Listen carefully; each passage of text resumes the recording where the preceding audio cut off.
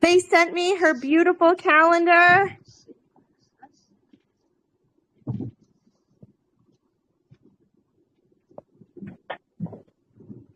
Actually hear her though. Maybe she can't. Shabbat Shalom. No, we can't. We cannot hear. Oh, You can't hear?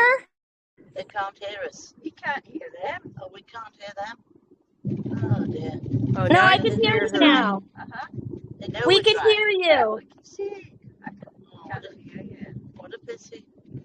Get there. Oh, I love her voice. Not very tech savvy.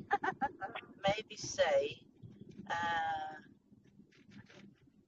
you know, Somebody ask them to help us. Well, you're live.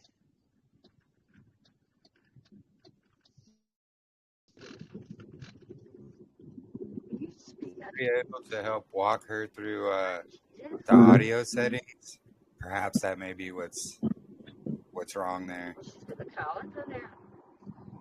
If her phone is plugged into her car and she doesn't have it on the audio right on her cell phone, Well, I can't hear either.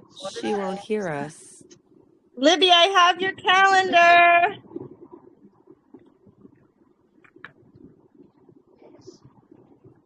We might have to text her. Type something. Just put candles.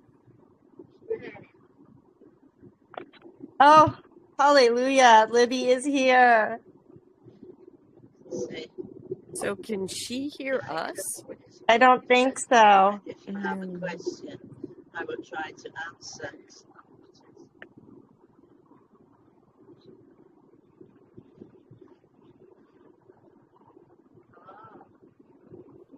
Yeah, it may have to do with the audio settings because I know on Telegram you have to switch them up.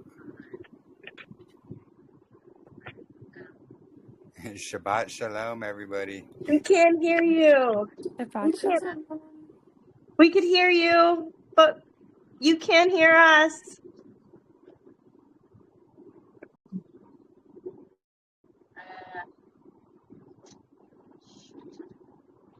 It needs to be adjusted. Audio setting.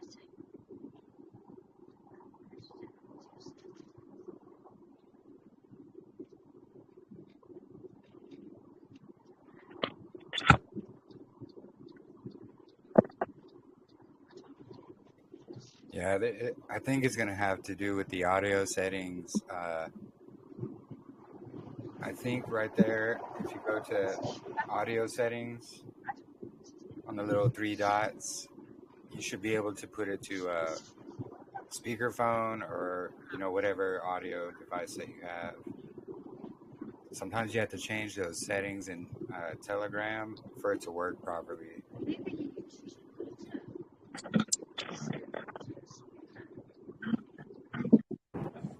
But Shabbat Shalom, welcome everybody.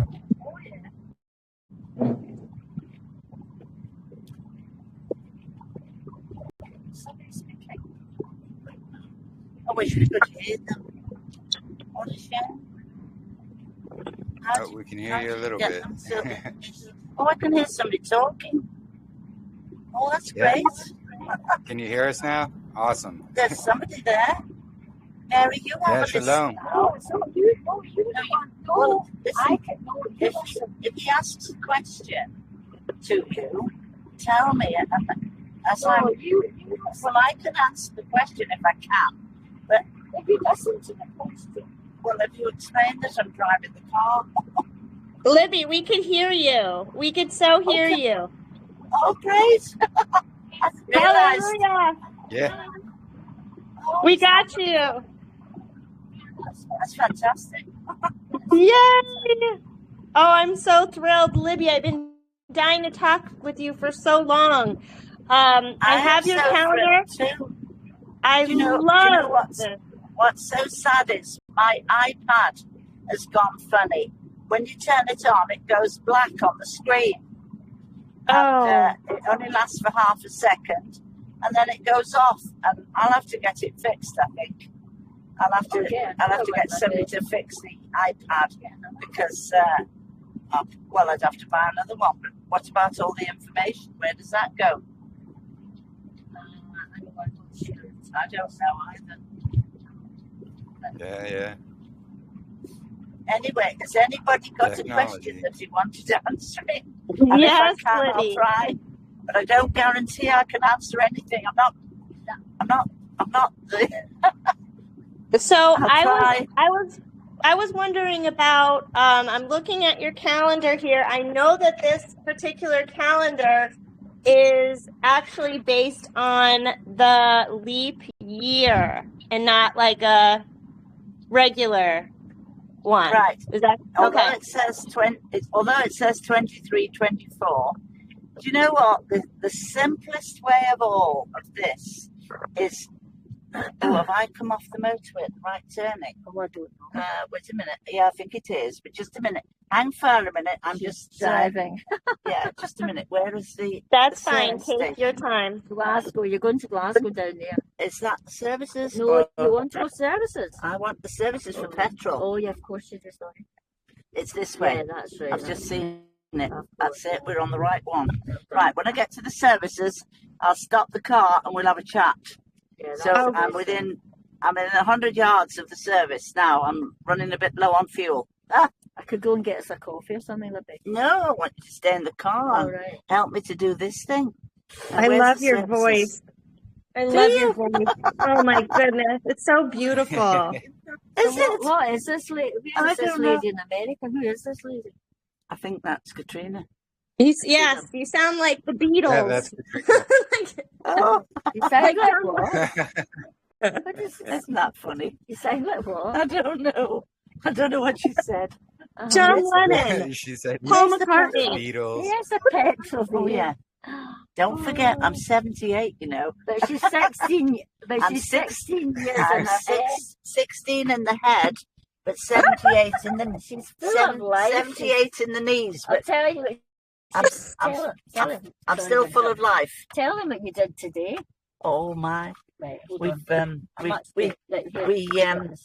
there's my lovely friend here.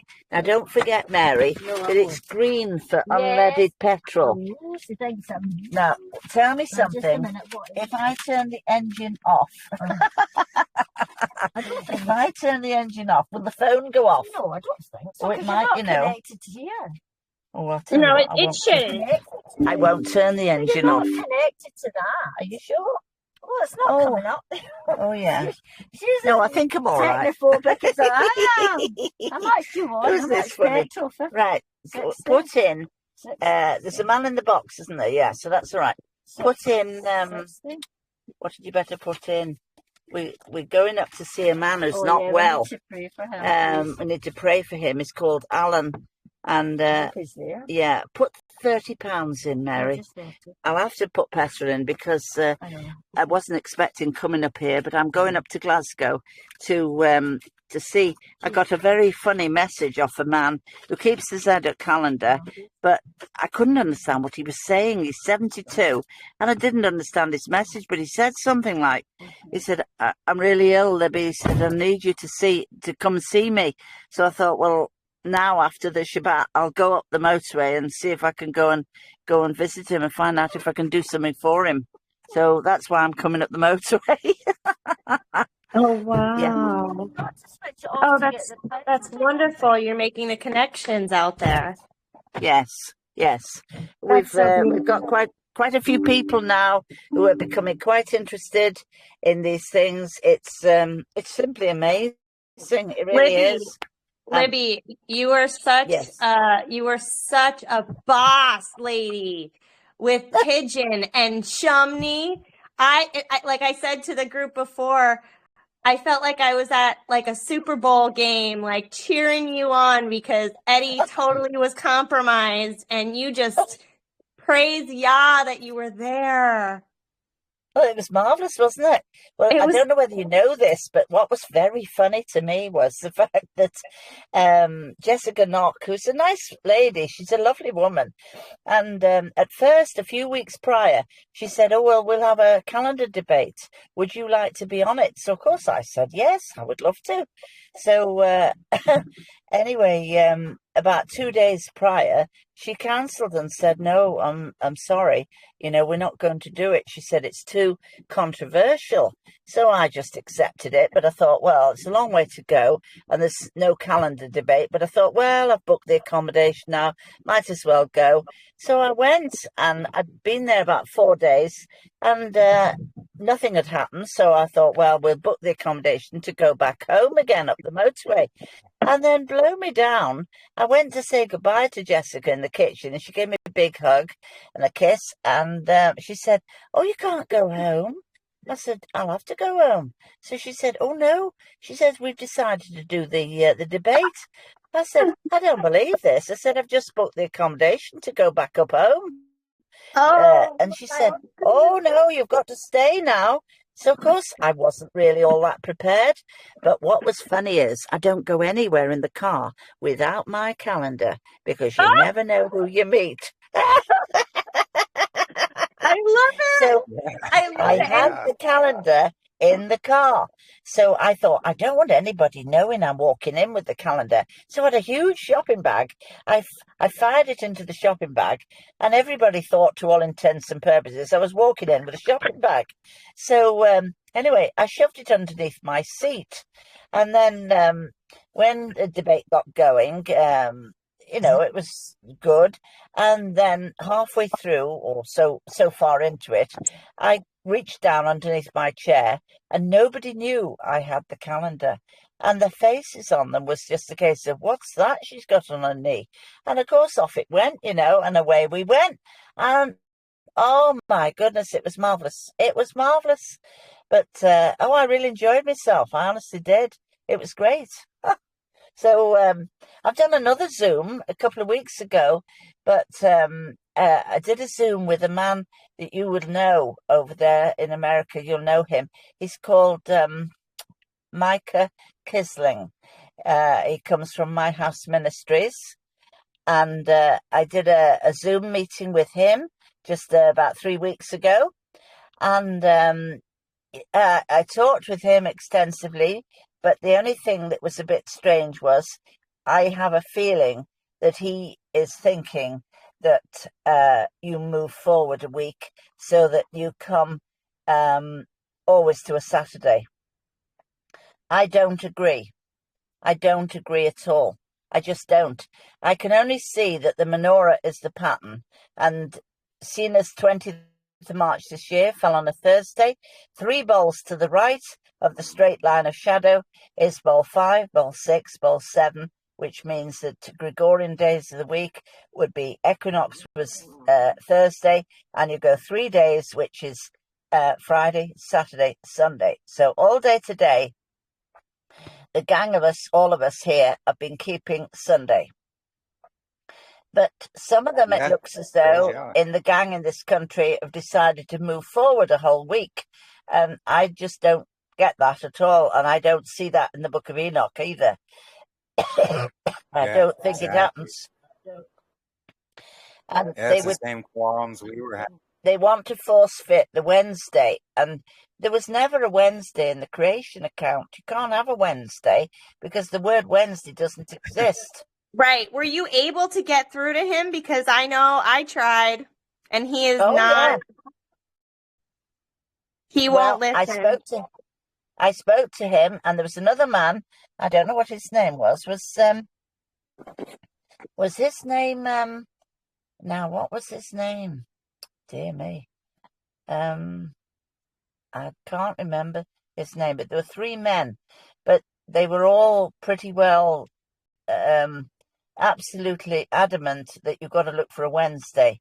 I personally I don't get the Wednesday at all. I really don't. Right. I can't find a Wednesday in it. So, yeah, none of these people want to actually look at the timeline of history, which proves that a Saturday only Sabbath cannot happen. They want to hold on to a Babylon week, and it is like torture. It is like literal war trying to help these people to see. Yeah, it's now, Micah, does anyone know if he's with Torah is Light or is he with Tsaɗoq Way? I think I didn't quite catch actually because I was just opening the door. She's been to pay for the petrol. Just let us slam the door and then that's it. Slam the door.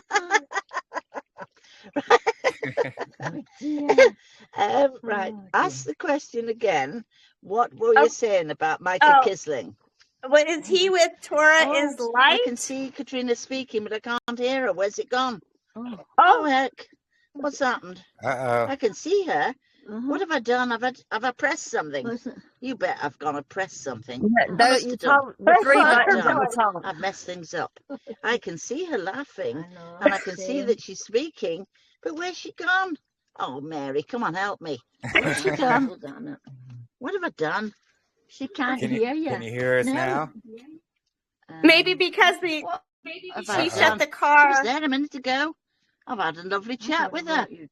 But where's she gone? Oh, I'm so disappointed. Look at her, she's laughing. Isn't that Just funny? saying you can't hear her. I know, she probably can hear me.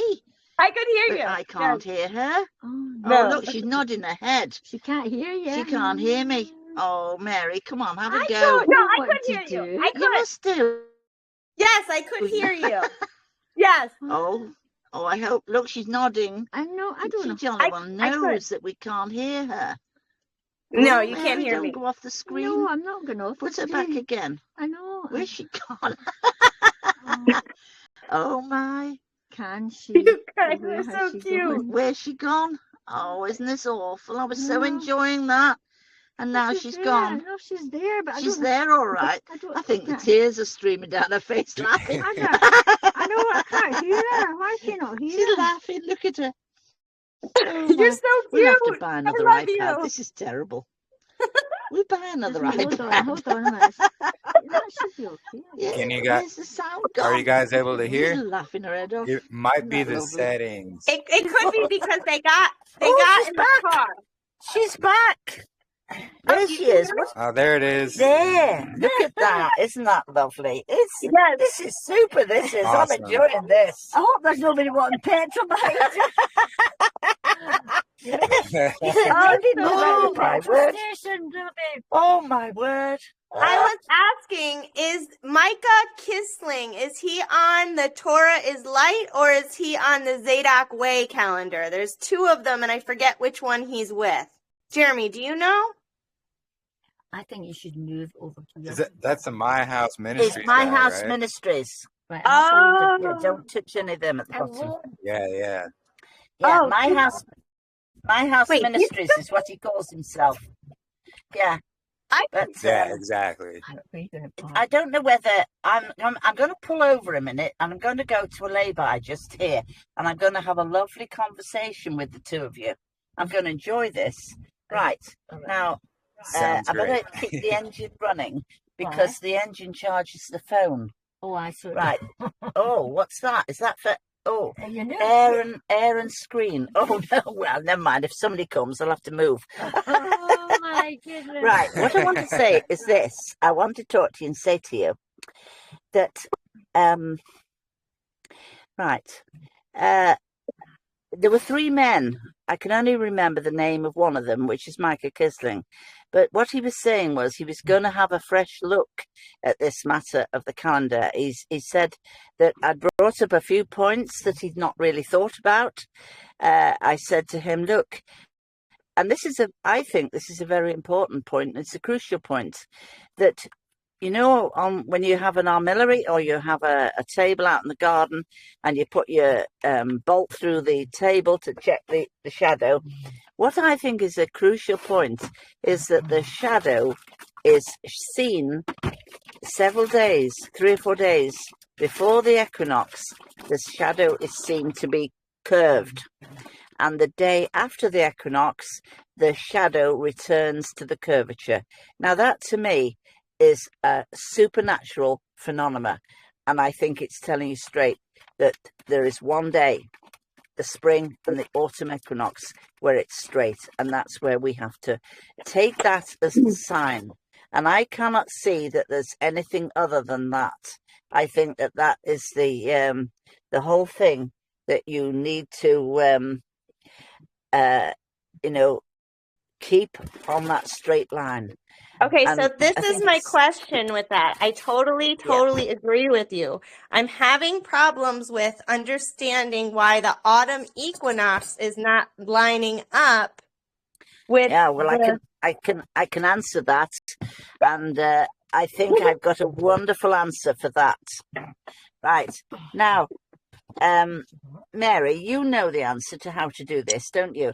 How to put Katrina onto my WhatsApp telephone number. If I give her over the phone now my WhatsApp number, would she be able to correspond via the WhatsApp? Yes, Because that's what I would like. I have your number on WhatsApp actually. Oh, right. Sue You're not in a group discussion. Sue gave it to me, so I'll call you. I will Yeah. call you. Well, that's marvelous. That's absolutely fabulous. Yes. Right, now just repeat your question again. That question. Oh, so I'm having trouble because I found a guy that is like belting off all these prophecies that are just about to happen. And he's saying that the blood veil begins on September 7th on the lunar eclipse. And then he's going to, hold on, let me get it. I've remembered your question as well. Oh, I've yeah. remembered your Oh, question. oh, yeah, because so this guy is like, then the corona borealis is going to erupt on the day that the abyss is open on trumpets. Like, I can well imagine that this is true. and then the star explodes before the judgment. And then on day 7, which is our next Sabbath after trumpets, Saturn at opposition, it's a destroyer star, reveals itself. The sky will turn dim, but the fire won't fall yet. And then on September 23rd, he has the woman crowned with 12 stars. Yeah. And that you say on your calendar is the autumn equinox, but shouldn't the equinox be on trumpets?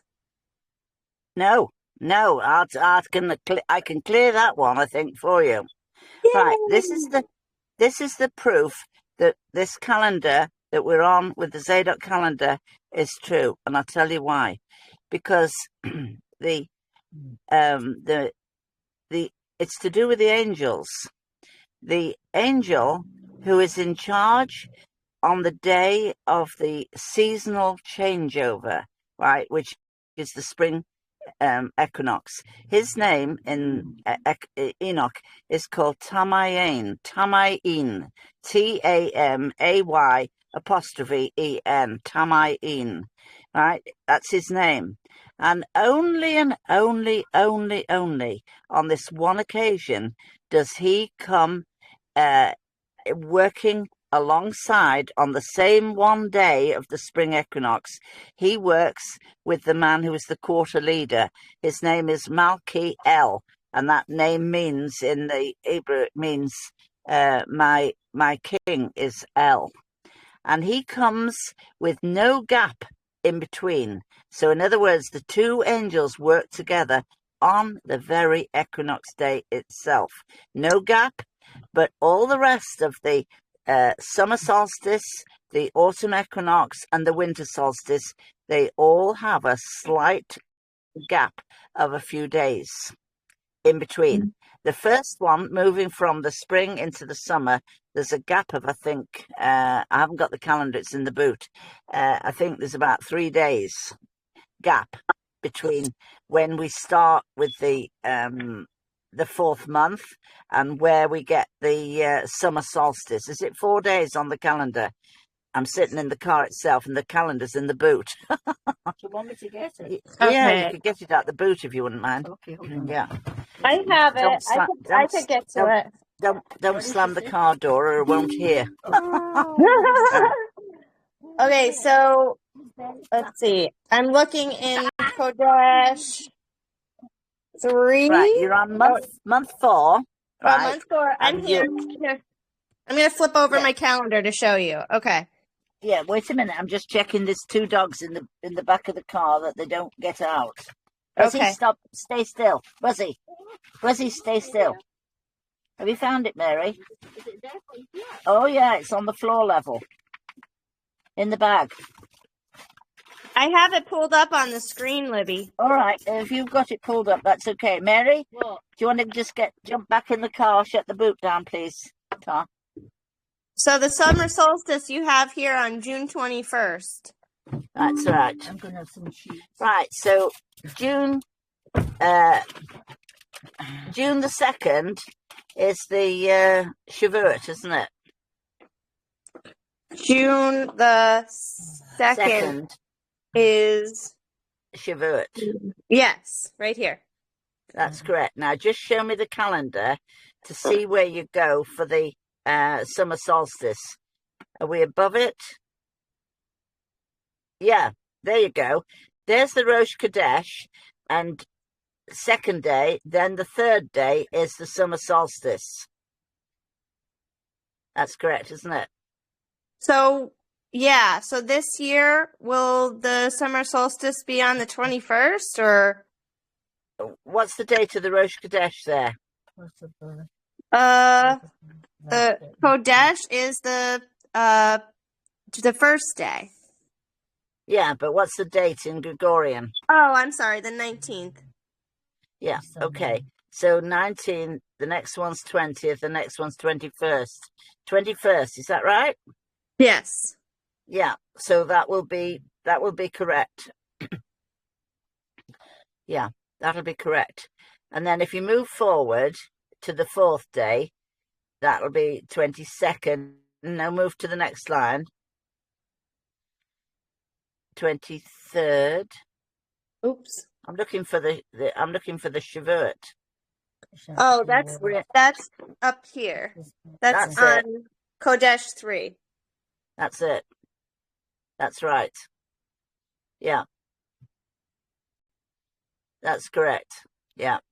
So what my point is this, that there are gaps, and it's deliberate gaps. And what it's doing is it's telling you that the one and only, which is the head of the year, which is the spring equinox, is what's called the Gadol Dalet. The Gadol Dalet. And that is meaning it is definitely the head of the year. It's head of the year. And it's distinguishing that the two leaders, Tamayen, who is the seasonal leader, and the quarter leader called what's his name again? Helen Melech. Is that what did I give you the name as the quarter leader? Halamelech.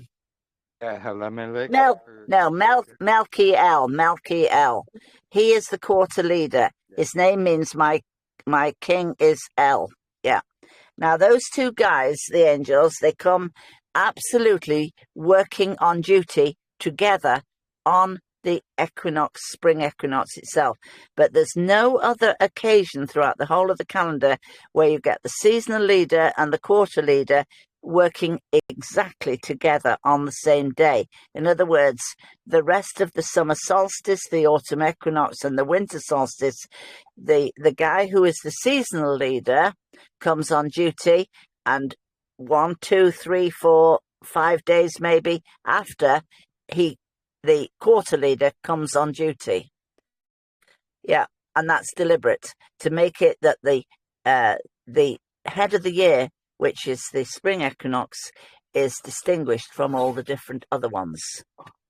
Yeah, and so that is deliberately done, that there is a small gap of 2 or 3 days between them. Yeah. Do you think that's because he doesn't want us to get mixed up with the people who worship on the solstices and the Enoch and the equinoxes? Very likely. Yes, very likely. Yeah. Yeah, very likely.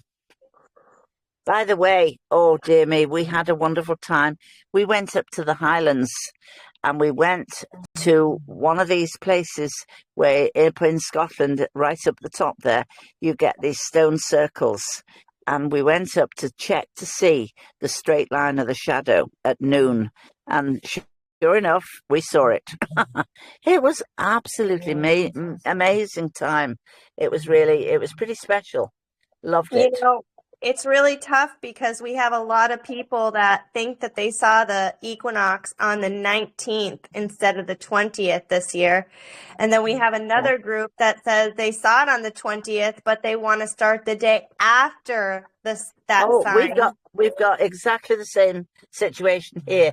We've got two lovely people, but they are insistent that that it's the day after. But I feel as though, I don't want to argue with them, but I feel as though I can categorically knock that one straight on the head. Because if you've got a pen and paper, have you got a pen and paper? Yes. Right. In 1 Samuel chapter 1, it starts off talking about this man called Elkanah and his wife Hannah and Peninnah. Yeah. And these people are at what's called the yearly sacrifice. So that is a once a year event, yeah? And it's the parallel to 1 Samuel chapter 20 that speaks of David and Jonathan. Now, this is, I believe, the pattern which is perfect to knock that one on the head. David and Jonathan go out into a field on day 364, which is the day before the spring equinox. They out in a field, they have a conversation, and they say to one another, Jonathan says to him, what are you going to do about tomorrow with the banquet? He says, I'm not coming. He says, oh, why not? He says, no, I'm not coming. He says, your father will have my head. Oh, Jonathan says, of course he won't. You know, don't bother about that. I would know about it. And David says, no, you wouldn't know about it. It's not going to happen. He says, I'm not going. He says, so what are you going to do then? He says, I'm going to hide by the stone, and the stone has a name. And it's called Ezel, E-Z-E-L. And that stone when you look up the word in the Hebrew, it means the stone of the sign. And when you look back to what it says in Jubilees 2, verse 9, it says, YAHUAH hath appointed a great sign in the earth for days, for Sabbaths, for months, for years, for Jubilee cycles, and for all seasons of the years. So that stone that is called Ezel is the stone of the sign, but it has a dual name as well, and it's called the going stone, which means it's the going forth of the year. Absolutely mind-blowing. So then it goes on in the passage to talk about the fact that he hides by this big stone, and then it goes into greater detail and says he's hiding on the south side of the stone. If you hide on the south side of the stone, you look to your left and you're looking east, which you will see the straight line of the shadow, which is incredible. These little details.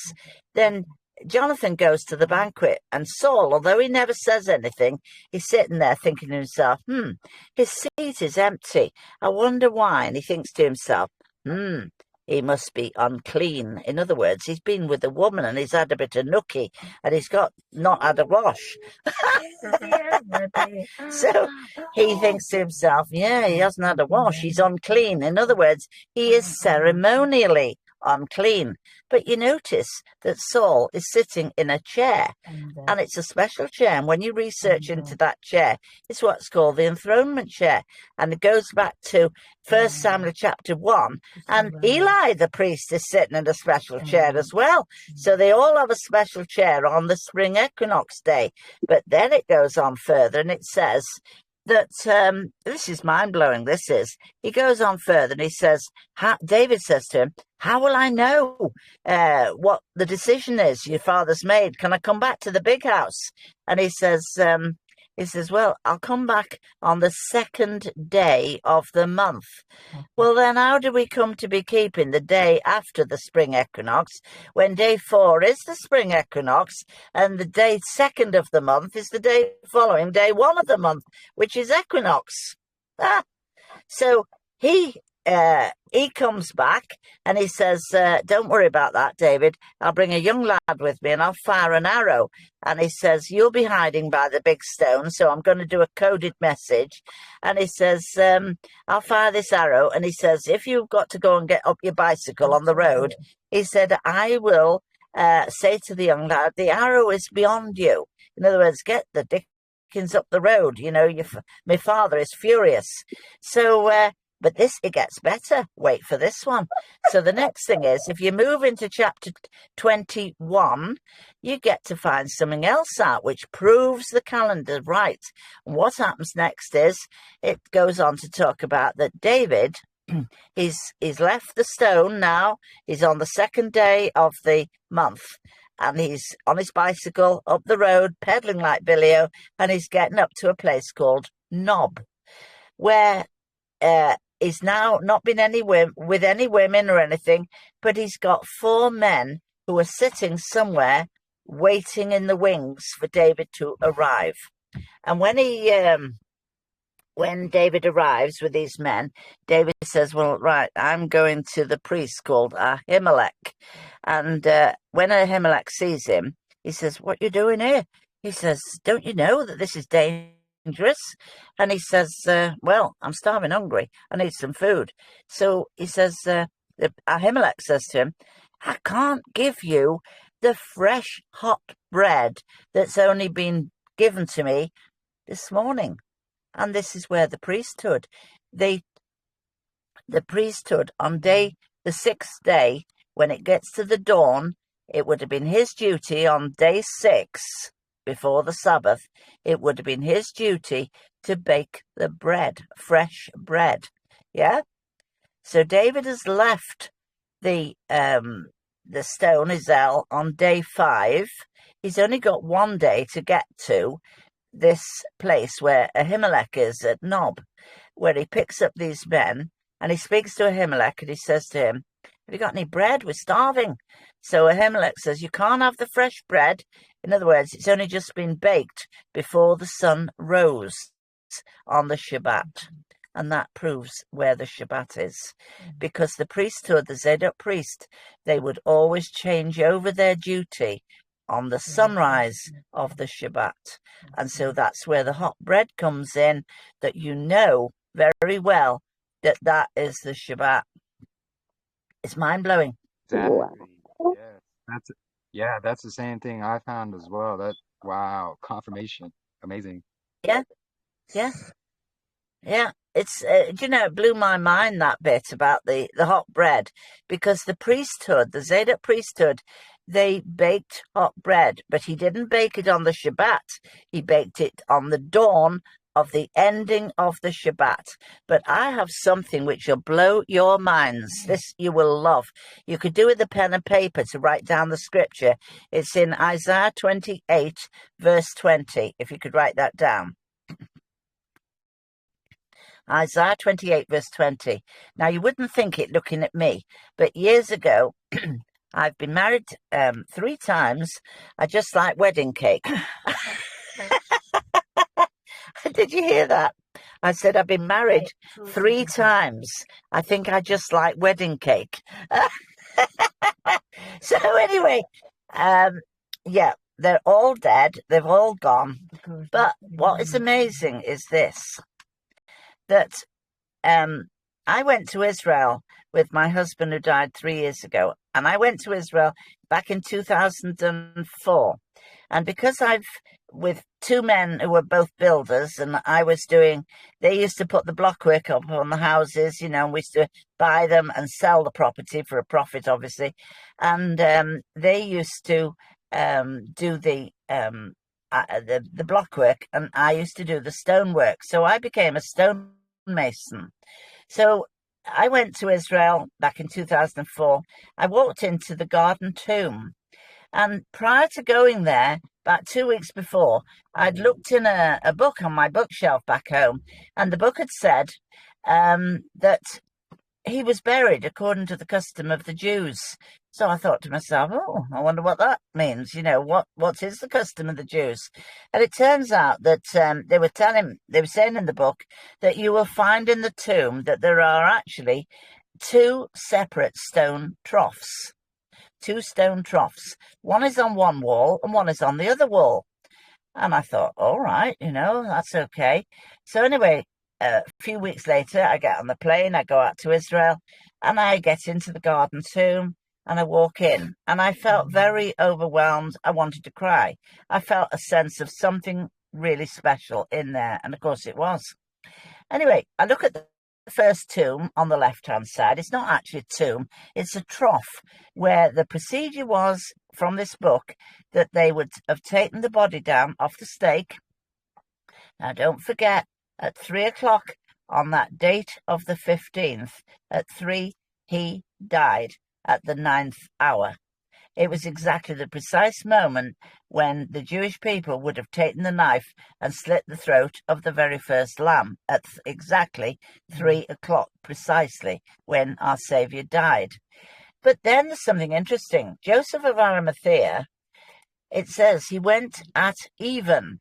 Now, because you're at the timing of the equinox, evening isn't 3 o'clock in the afternoon. Evening is around 6. So he went around 6 to see Pilate. And he says to Pilate that he wanted the body. And Pilate says, what, is he dead already? And so what happens next is he said, I'll send a man and just check. So the man goes to the crucifixion site and he breaks the legs of the two flanking him either side. And then he looks at Yahushua and he says to himself, oh, well, you know, I think he's already gone, but I'll stick a spear in him just to be sure. So, of course, he sticks a spear, and then he goes back to see Pilate, and he says to Pilate, yeah, he's definitely gone. So Pilate says to Joseph of Arimathea, right, you have permission now to take the body, you go and get him.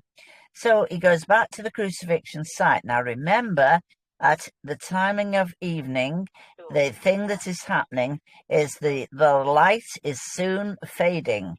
And as the light is diminishing, they take the body down off the stake. They carry the body to the crucifixion, the garden tomb. And when they get inside, they place him in what's called the preparation chamber, where right through the whole entire night of the 15th, working with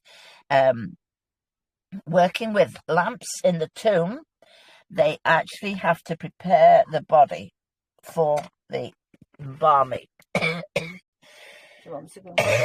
No, I'm all right. I just have a swig of the coffee. So, oh, excuse me.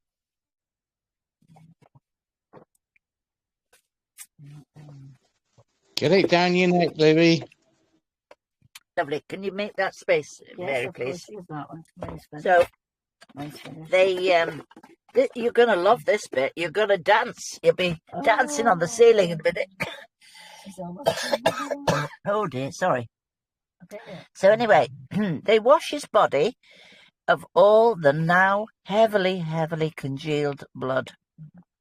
And usually a man has a hairy body quite often, and he probably was no exception. And so when heavily congealed blood gets stuck on the hair of the body, it takes considerable amount of time to very carefully remove all the blood off his body. It would have taken literally all of the night of the 15th, all of it. And when they've got his body ready, washed off, the next thing is that Nicodemus had brought the linen wrappings plus the spices, 100 pound in weight, which is like 2 bags of potatoes, one on each shoulder. There's lots of spices. And the procedure was that they would mix it like a paste, like a mortar, in with the linen. And then they would wrap, then the paste, then the wrap, then the paste, then the wrap, until eventually the whole body was completely and utterly entombed in the wrappings of the linen wrappings. And the only thing that was left was his head. And I don't know exactly whose tallit it would have been, but somebody's tallit was wrapped around his head. Now, they now say the liturgy, which takes roughly 40 minutes. What my point is, I'm trying to convey is that during the night time, the darkness, working with lamps in that tomb, they are working through the night all the way, and the dawn is about to come, but not quite. And they are now about to move the body out of the preparation chamber into the actual tomb itself, which is on the opposite wall. And so when I walked into this garden tomb in in Jerusalem. Me, having been a stonemason all my life, I was absolutely fascinated.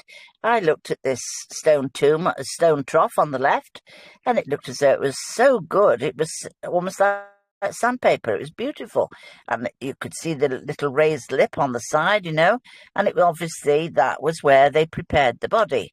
Then on the other wall, I look at the actual tomb itself, which is slightly different, and I look at it and I go across and I think to myself, I wonder what happened here, because the last 7 or 8 inches of that actual tomb itself, most peculiar. I looked and I thought, I wonder what happened here. And it had been smacked out and done in a rush, obviously, and with a hammer and chisel, they had to smack out the bottom end of the stone chamber.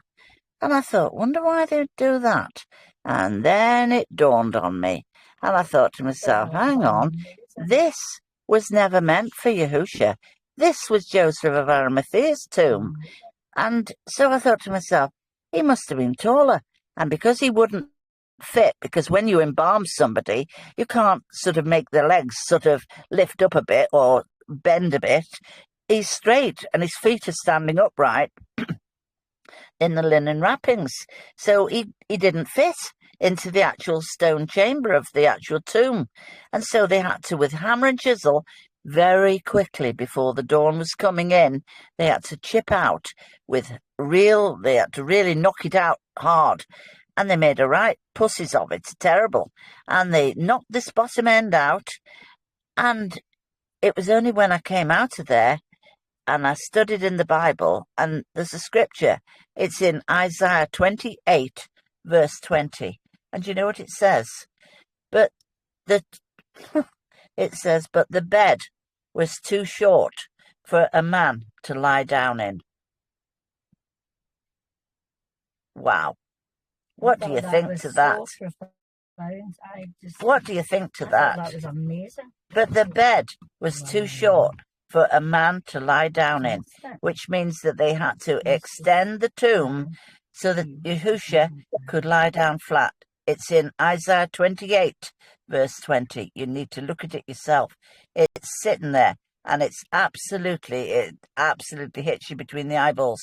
But only the fact that I was a stonemason, and I used to build houses and face houses with stonework and do stone arches and everything. It was only the fact that happened. And I looked at this stone tomb, because one is not the tomb. One is the preparation chamber, and only one is the actual tomb. Now I've got something else to share with you. You will be fascinated by this one. Right. If you turn to Joshua 5, verse 10. Now, because I'm in the car, I can't check it and look it up. It's either Joshua 5, verse 10, or it's 10, verse 5. But I think it's Joshua 5, verse 10. There's an order to what actually happens here. And I know that this is seemingly not connected, but actually it is connected. Because when you look at Joshua 5, verse 10, it says that they kept the Passover on the 14th day in Gilgal right. They kept the Passover on the 14th.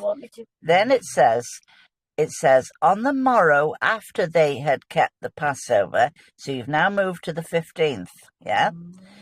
And it says they ate of the produce of the land, unleavened cakes and parched grain. Okay, that's the date of the 15th when he's hanging on the stake.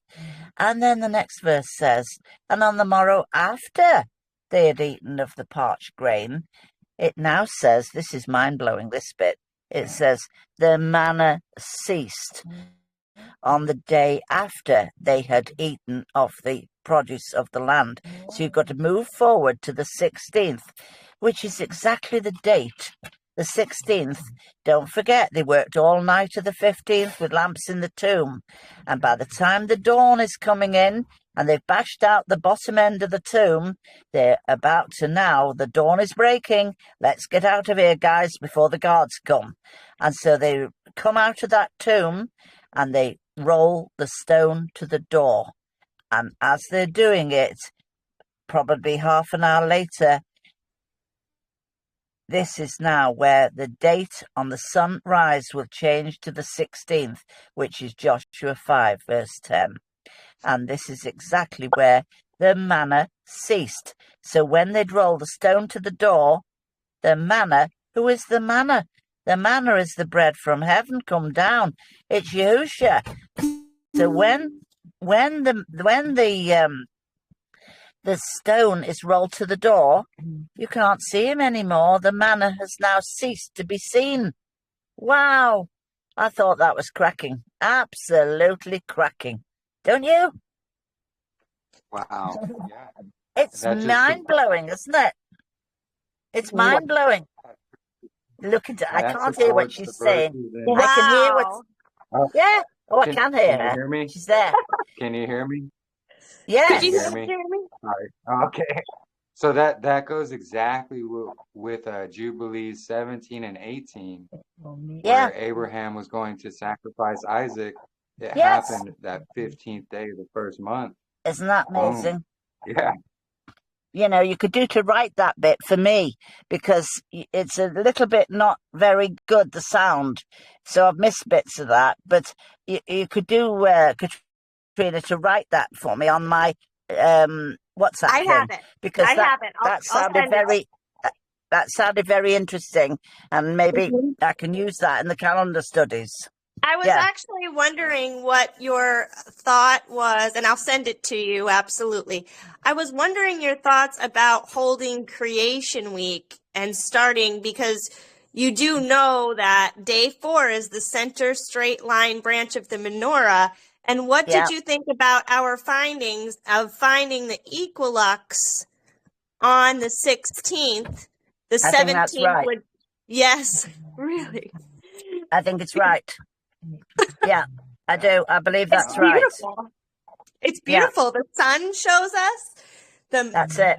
Marissa, does the moon show us that too? Could you tell Libby how the sun, the stars? Are you on? Yeah. I'm very interested in this, but I couldn't hear what she said. Here's Marissa. Right. Oh, about like the first of the month, like how the stars come in. Yeah. Yeah, so an hour after sunset on March 20th, you'll see Yeah. Aries in the west. And so Yeah. that's a sign of our first month.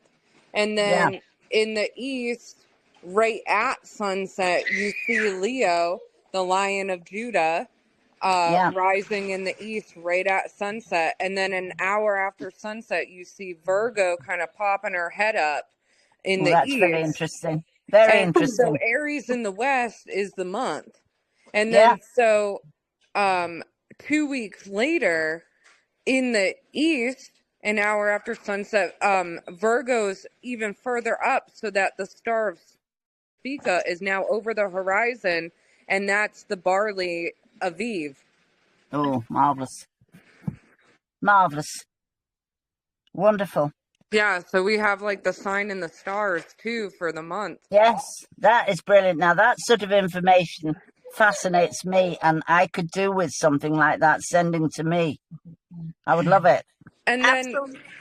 then Ken asked me in private if there was a sign for first fruits and like in the stars. And so I looked at that again, you know, kind of looking at the same markers. And so by first fruits, which is tomorrow, an hour after sunset, you see Virgo in the east, but now her womb is over the horizon. Oh, wow, wow, wow, wow. How cool. That is amazing. He's dancing. Oh, that's wonderful. Hey, by the way, Mary's just said something. I've been staying the whole time since just before the Pesach, and I've been staying at Mary's house, so I haven't been at my own home even. And, you know, just got this message today from this guy up at Glasgow who's obviously got, you know, not not too well or something. So I thought, well, I'll go up and visit him this evening.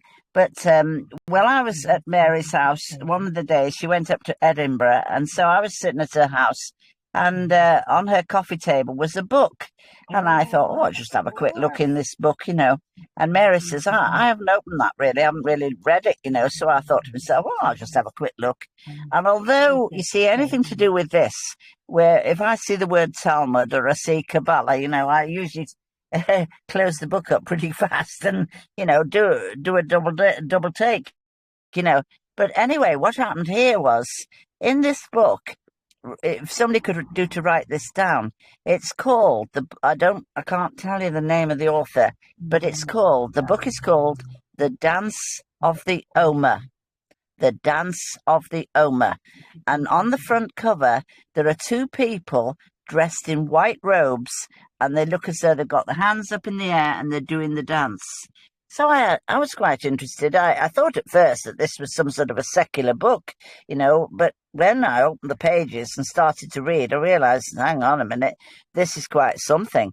But what they're doing in this, I mean, you've got to take a pinch of salt with this book, because some of it obviously is Jewish mysticism, but there are things in that book which are quite very relevant to what we believe in. And if particularly when you get to the back pages, when it's talking about the days leading up to Shavuot. And I thought to myself, wow, this is just incredible. This is, you know, and there's so many things in that book which you can get some real jewels out of that book. So it's called The Dance of the Omer. And on the front cover, there are two people dressed in white robes dancing. I didn't look too closely, probably a man and a woman, but they're both in white with their hands up. So as though they're dancing. But if anybody can get hold of that book, where did that book come from? Well, you know what? I was having fellowship with Yeah. It's not Becky and David that wrote it, is it? No. I think actually it's a Jewish man that wrote the book, but I can't remember the name. But it's probably Rabbi somebody. But it's well worth buying. That book is totally well worth buying in relevance to us and the calendar, because although they don't realise it, on the back pages they're talking about something mind-blowing to me. And I make no secret. It here. I've got it here. Oh, you've got it, right. It's by a person called... What's that? Oh, shit. Hold on, sorry. It's Rav... Oh, yeah, that's the book. Benji Elson. Rav Benji Elson. Is that right? Mm-hmm. Yeah. Did you see the picture? Did you see the picture of the book? Yeah. A little bit, yeah. Could you see it? I'll show you again.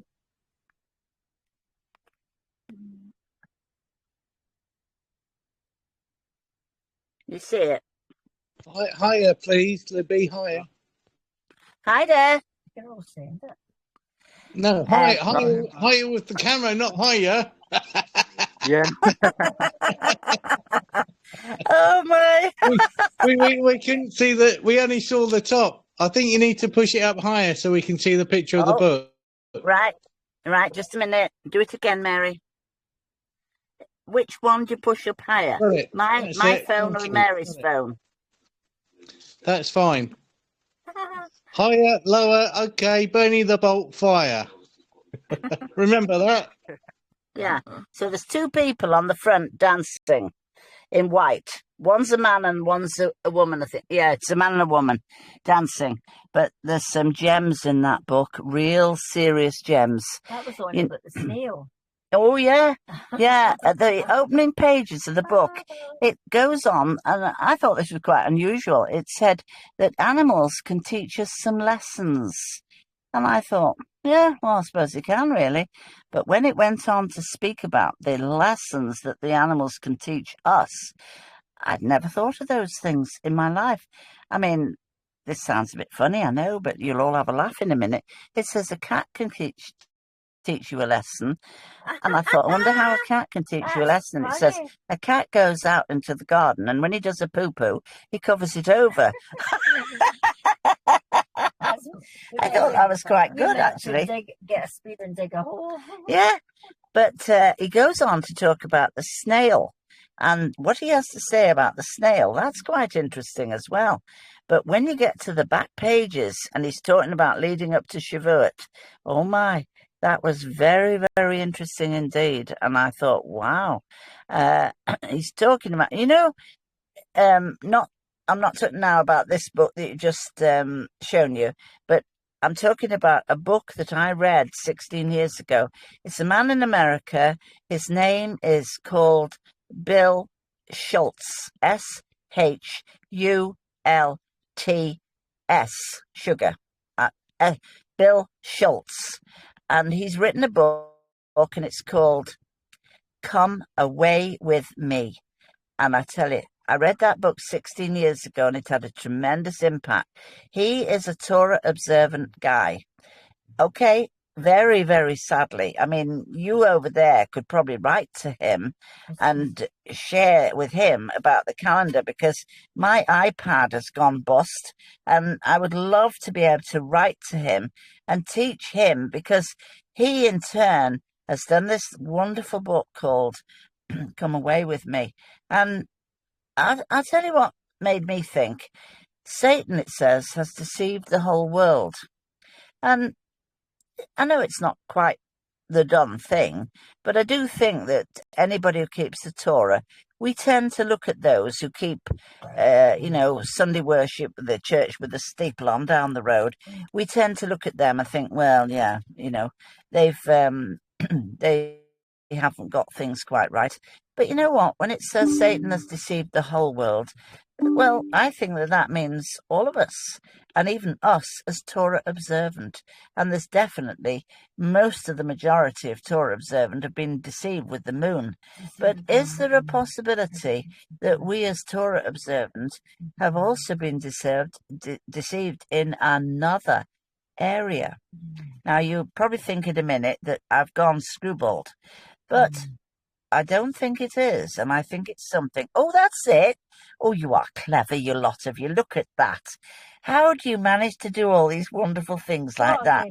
He's found the book. Look at that. It's up the top there. Oh, did. That's the book. You see the father's typing? It's Isn't this absolutely amazing? But how can they do?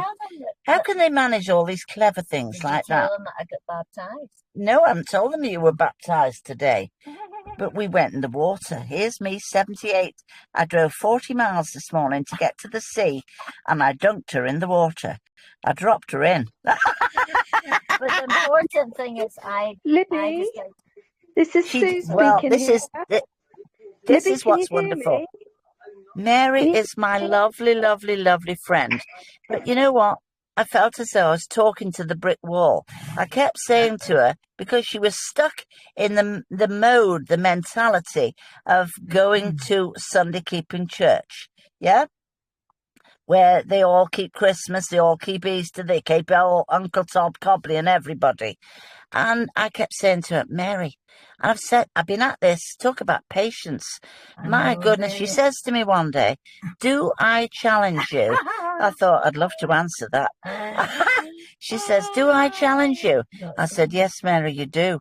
Because I will look at her ever so often. I'll say to her, Mary, it says, come out of her, my people, that you be not partakers of her iniquities. And she'll turn her head sideways, smile nicely and sweetly at me and say, but all my friends are in there. I need to go to church. I say, no, you don't need to go to church. You need to come out of her. And I tell you, there's been a miracle has happened. And so over the last 2 days, it's taken me ages to do it. But I've penned a letter, which today, no, not today, last night, she hand wrote. And then cleverly, she managed to take a photograph of the pages and she sent it to her pastor to tell him, as a witness, that she had decided, of her own volition, to leave the church because the Father has guided her to depart from the Sunday worshipping churches where they keep Christmas, Easter and everything. And the timing was perfect because next week will be their Easter. So in the letter, it goes on saying, rattling on about the fact that Matthew 5 verse 17 says, "Think not that I have come to do away with my father's Torah. I haven't come to do away with it. I've come to fulfill it." And then I went on in the letter to say that this doesn't mean that the Torah is done away with at all. Not at all. So I baptized her today in the sea. And I tell you what, it was special. Into the name of Yahuwah and Yahusha. Isn't that wonderful? Wonderful. Yahuwah and Yahusha. Isn't that superb? Yes. Amazing. Amazing. So we are thrilled to bits, the pair of us. Yeah. So she's left the church. And do you want to laugh? The pastor, she checked her phone this morning to see if he'd received the letter. Oh, sure enough, he'd received the letter. And you know what his response was? We feel very sad for you, for your mental health. So they're very concerned about her mental health and spiritual health. So they're likening the fact she's left the church to the fact she's lost her marbles and now she's got mental health problems. Oh, my word. Isn't it amazing? Amazing. So I'll just go back to where I was before that conversation and say that this is the amazing bit, that reading that book by Bill Schultz, Come Away With Me, I came to believe by looking at that book that our Father loves us all to such a degree that he does not want us to suffer. And I don't think he wants us in this 7-year period either. Libby, can you hear me? Libby? I sure can. Libby, it's Sue. It's your sister Sue I recognise that wonderful, lovely, sweet, melodious tones. That is you, Sue. There's a great big cuddle coming down the line. It's me. I put a picture of your book on the chat. Now, I missed that bit. I was taking a swig of coffee. I put a picture of that book, Come Away With Me. Oh, fantastic. The chat, okay? Wonderful. I'm sorry. Wonderful. I personally, what I'm doing, myself and Mary and the others in the group, we all know about the book. We've all read it. And we're in a state where we're saying, right, let us all, every single day, pray Luke 21:36, which says, pray that we be counted worthy to escape the things which are coming on this earth shortly. And that's where we're at. And we're in the state of saying every day, be on the lookout. Watch, watch, watch. And I think that's good advice. Be on the lookout. Yeah, Keep watch. I was trying to understand what this man was saying on TikTok about prophesying, and he is not on our calendar. He's on the lunar calendar, so he's not actually recognizing even what he's saying, because all of his dates were falling on our Feast of Trumpets, our Sabbath, and our autumn equinox day, right before Sukkot. So I was just trying to put everything back together. I'm talking to him privately, but he's very rude and very mean. Oh, dear. And he's saying, you know, he's a moon follower and that kind of stuff. So we're talking past each other. It's really, really sad. It is. Do you know what? You've just got to love them and get over them. I've been thrown out of my lovely friend's house 4 times for believing, not Mary. I've been thrown out 4 times for believing that the calendar is solar. I've been physically thrown out. And then, I've had so many other people who've been so rude, very, very rude. But, you know, you've just got to love them and move on. You wouldn't get attacked if you weren't doing horrible. I would agree. Yeah, you've got to love them and carry on going. Oh, But it's not. absolutely It's not doing that. easy. It's not easy. Yeah, the war is on. The battle is really warring on Oh, social media, and it is. It is it's warring. it is. And I'm just going to keep dropping the seeds, and hopefully, if the people that I'm going back and forth with are not getting it, someone will pick it up. Someone will take that seed, and it will grow inside them, and the Ruach will help grow it somewhere else. And that's why I do what I do on social media. I'm pretty. That's wonderful. Yeah, I'm pretty I think vocal. you're all amazing. I really, truly believe you're all amazing. I will do at 78 whatever I can. If I had the brains inside my head to do all this technology business, with my iPads and whatnots. I mean, it was a blessing that Mary was in the car tonight to be able to get this thing working, because I wouldn't have known how to do the thing. I really wouldn't, because I'm better with the Bible on my own with the Bible than I am with technology. I didn't grow up at school with computers and things, and that's the trouble with me. I'm terrible with those sort of things, But I mean, I get by. But I'm not wonderful with that. But I'm better with I'm amazed that my memory's stayed fairly reasonable. I haven't lost my marbles yet.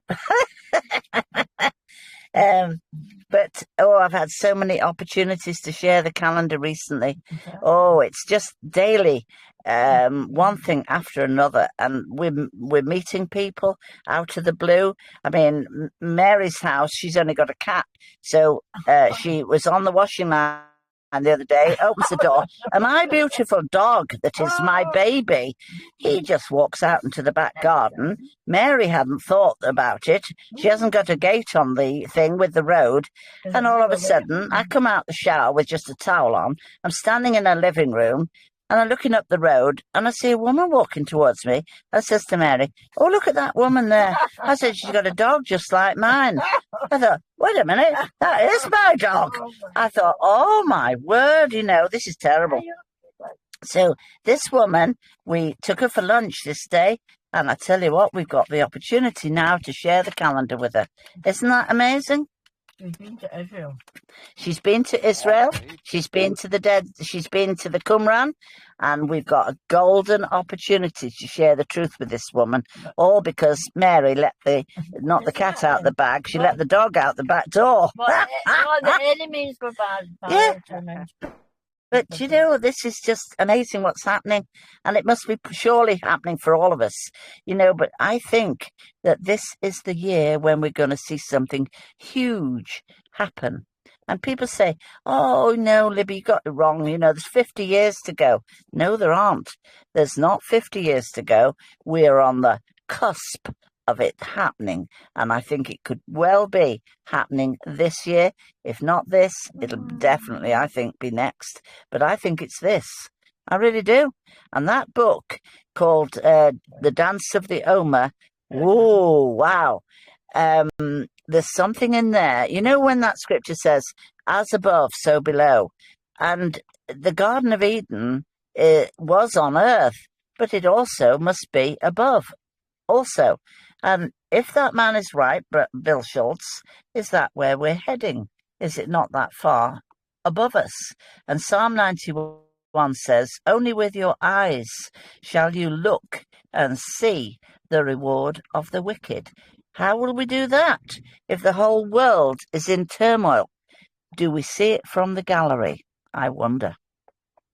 That's my wonder. Do we see it from the gallery? Because you know what? In Revelation chapter 11, I think it's verse 3, it speaks about two witnesses who are going to come. I personally have this personal belief that one of them is going to be Enoch. It says, "It's appointed unto man but once to die, and then the judgment." So therefore, if it's appointed only to die once, Enoch has never died. He hasn't even had the first death because he has gone up. And the other one is Elijah. He didn't die either. He went up in a whirlwind. So he hasn't died either. So you think, well, what was their role when they were here on Earth the first time? And Enoch obviously has got the knowledge of the luminaries, the calendar. And is he going to come back down and tell the Jews, boy, I wouldn't like to be in his boots. He's going to tell the Jews, you've been wrong, dear. You've been on a Babylonian calendar all your life. And they're going to say, it's going to take him coming back to do it, because his Oh, words are not enough. absolutely. Absolutely. It's going to take him. And the 10 o'clock news at night time, people would turn the telly on and say, oh boy, who are these two loonies sitting here in Israel on the streets of Jerusalem preaching and prophesying? And they're going to think, oh, who's these men dressed up in funny clothes? But it's going to be Enoch and Elijah. And you think what Elijah is going to do? He's going to have the role of doing what the plagues were in Egypt, the blood of the water, all the plagues, everything that they did in Egypt. Elijah will have the power to do all of it, call down fire from heaven. And I tell you what, YAHUAH is going to get the attention of the Jewish people by hook or by crook. And eventually they're going to have to turn around and say, wow, it says they will weep and they will mourn for him whom they pierced. And surely they will, because at the moment they're not recognizing at all who he was that was on that stake. But you know what? They will do. They will do. It's just an amazing time we're living in. It really is. I tell you what, I'm so enjoying this conversation. This is so wonderful. Can we do this again? But you know what? If ever I don't get on the thing with you, it won't be because I don't want to. It'll be because I haven't got the technical brain power to do it. That's the answer. But if Mary sticks with me, you know, well, obviously, you know, it was meant to be tonight so that Mary could connect up, because I wouldn't have been able to do it. I make no bones. I'm better with Mary says to me, how do you remember the flipping scriptures? And I said, I don't know, to be honest. But I haven't really lost my marbles. I can still remember the scriptures. And have you got that one about the, now whether it's in 1 Kings chapter 4 or is it in 2 Kings chapter 4, it's to do with the Shunammite woman. And when we get to day 1 of month 2, which is coming up in 6 days time, I think, isn't it? I think it's First Kings chapter 4. If it's not 1 Kings, it's 2 Kings 4. And it talks about the Shunammite woman. The Shunammite woman, the prophet comes along and he says to her, it's his servant called Gehazi, I think, and he says to the Shunammite woman, he says, she's made him a little bed and a table and a lamp and whatnot. And the servant says, what can we do, And the servant says, well, if you hadn't noticed, she hasn't got a child. And it must have been like a bit of a slur, I suppose, if she hadn't got a child, So anyway, he says to her, you'll have... Sorry to interrupt, it's 2 Kings. It's 2 Kings 4. So he says, this time next year, you'll have a child. And the woman says, don't lie to me, that's not going to happen. And anyway, sure enough, she does. Anyway, this child grows up and it's weaned. And this is the important crux of the matter, that it says that the husband is out in the field. So it's not a Sabbath, right? And that proves it, because he's out in the field working. And he's out in the field working. And the lad has gone out into the field to see the father. And all of a sudden the boy goes, oh, my head, I'm hurting. So they carry him back to the mother and they put him on the mother's knee. And then the child dies. And this is amazing to me. She goes up the stairs, opens the door of the prophet's room, and she lies the child on the bed, and then she walks away and shuts the door. I mean, that is incredible to me, that she would put him on the bed and walk away and shut the door. Huh. So anyway, she calls a servant to say, husband, fetch me a donkey that I may ride to the prophet. And the husband now says the crucial statement, and he says, Why would you go to the prophet today? It is neither the new moon, which is month, nor is it the Shabbat. So therefore, he is likening the new month and the Shabbat in the same high esteem and category. And surely the Rosh Kodesh is held in high esteem as well, because we are supposed to appear before him on the new month and on the Shabbats. And so when it gets to day 1 of month 2, we will consider that to be kept as a Shabbat, the same as the day following, which is the weekly Shabbat. But in the false translations, you will read many times in different Bibles that it will say in Leviticus 23, verse 15, it will say that I've just lost my place for a second. Leviticus 23:15. Yeah, it will say, and on the first of the Sabbaths, and on the first of the Sabbaths. But most Bibles will say, and on the first day of the week. But it's not the first day of the week. It's the first of the set of 7 complete Sabbaths. And so we run 6 and a 1, 6 and a 1, 6 and a 1. And we do that throughout the 7 Sabbaths. I think it's just mind-blowing. I truly do. I think it's wonderful. And we've got some friends now who are coming regularly every single week. And they're people who, they're learning, and I've got the golden opportunity of sharing truth with these people. And it just blows my mind. It's mind-blowing. And he is 76 or 77, and she is about 65 or 66. And she says, do you know, Libby, she says, this is amazing. She says, what you're sharing, she says, we can find these things now that are spoken of in the Bible, and you can put them onto the calendar and find exactly where they apply. I said, yeah.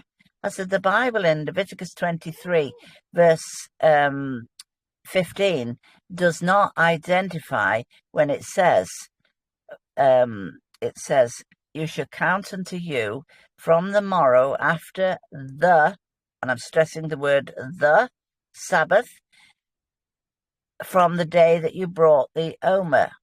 You made the offering of the Omer, which is tomorrow. The Bible doesn't tell you the date of the word from the morrow after the Sabbath. But the Dead Sea Scrolls reveals which it is, knowing that in month 1, the 4th day is the 4th day of the month is the first Sabbath, the 11th day is the second Sabbath, the 18th day is the 3rd Shabbat, and the 25th is the 4th Shabbat. And then tomorrow will be day 26, which is when we will blow the shofar in the morning. We're going round to see our friends that are newly coming into this truth. We're going to drive 30 or 40 miles tomorrow, and we're going to go to their house about 11, and we will blow the shofar, and we will raise our hands. I usually face east. I hope that's right. I face east, and I raise my hands, and we have a word of prayer, and we say, Father, with my lips, I declare the counting of the Omer, that this is day 1. And I will do that every single day for 49 days. And even unto the morrow after the 7th Sabbath, we will continue to go and declare it on the 50th. There's an easy way to know which way you're up to. If you have 2 pudding bowls and you put 49 grains of rice into the pudding bowl, and every day you transfer 1 grain of rice into the next pudding bowl, and that tells you where you are. Yeah, so that's an easy way to find that out. Marvellous, isn't it? Anyway, I better get up the road, up the motorway to Glasgow to go and see this poor man who keeps the Tsaḍoq calendar, who I couldn't understand what he was talking about because Glaswegians have a very strong accent. You know, you can't understand what they say half the time. Well, I'm Glaswegian. Mary is a Glaswegian too. So anyway, we're going up there and we go and see how he is, and if he needs something buying, we'll go and get him a pint of milk or something for a cup of tea, whatever it is. Because we can't have him. He can't get out the house. He's not feeling well, and he's not got any friends. I'm his only friend, so I felt I have to go. You are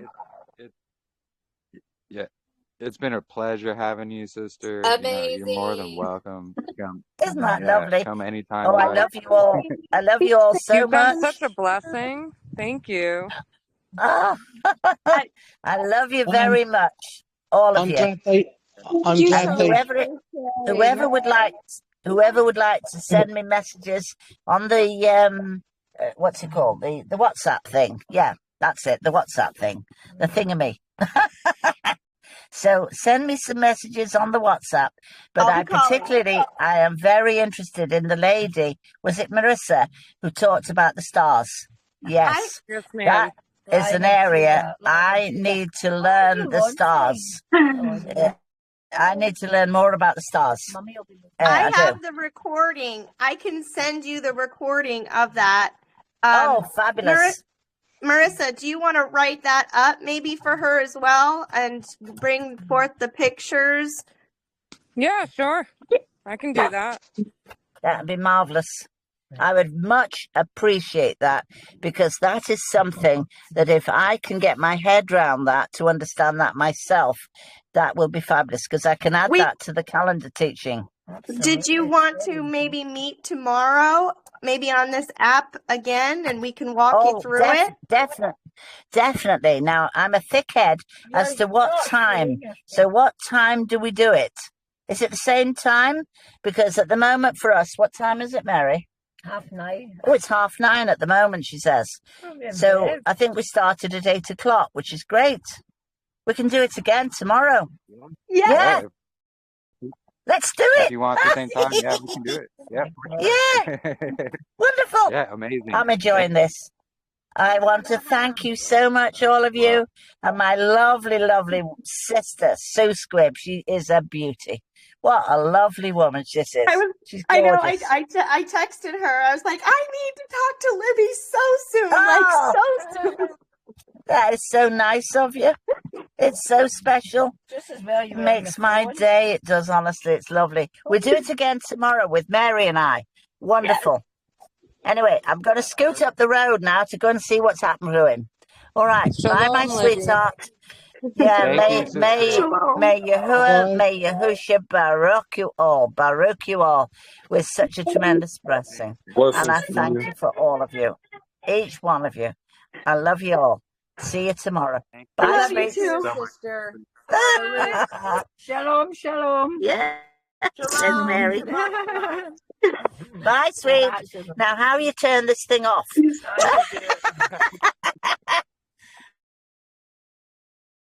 Wow. Oh, I love her so much. She's so special. She really is, isn't she? Yes, truly. Wow. Yeah, and I can't believe that she was a stonemason. Amazing. and she recognised what happened in the tomb. I mean, that's fantastic, isn't it? It is Ken, isn't it? She's a woman of many talents. Many, many talents. Yeah, so we'll definitely be scheduling another one tomorrow at the same time. So yeah, wow. Praise you. I'm over here like crying and sweating, and I just feel so Baruch because of her, because she literally proves the calendar. She does it through the canon, and that's what we needed, right? Well, you know, I don't know how many more times we could prove it, but and like she said, you know, it's going to take Enoch coming back to straighten a lot of these people up because they're just not listening. Did you guys hear that? She confirmed the divider day. That was Yeah, incredible. yeah. Absolutely. Yeah, and Amazing. truly, she confirmed a lot of things today as well. She was talking Yeah. about a lot of things I made discoveries about as well. And it's like, wow, praise Yahuwah, truly.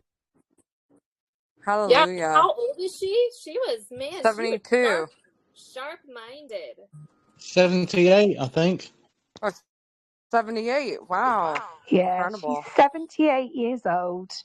She's And she beautiful baptized someone inside now. today. Yeah, she's still going strong. But she founded this calendar.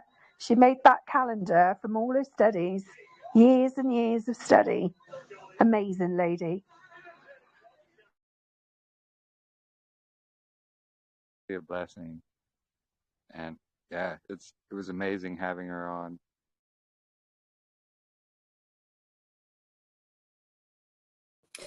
So, Marissa, when you were talking about first fruits, I'm sorry, can you please repeat what sign you said there was? You said the sign was the Virgo with the sun at her feet to like be delivered. No. So Ken asked me if there was any sign in the stars for first fruits. And so the only thing that really stuck out to me was that now originally when I was looking at the east constellation, it's an hour after sunset because that's when you're going to really see the stars by then. And so I looked by the time of first fruits, an hour after sunset, Virgo is risen enough that her womb is over the horizon. So wouldn't that have been the same sign that the wise men saw? I don't know. Interesting.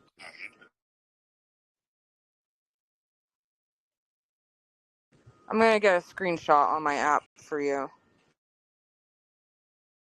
That's a good question though, because yeah, they were looking for that sign and they knew what to look for. Well, and then if we think that Isaac and Messiah's correlation, that they were born around the same time, which is first fruits, if the wise men knew about Isaac and when he was born and the shadow picture to that, I mean, it would have confirmed it for them, right? That's when Messiah would have been born as well.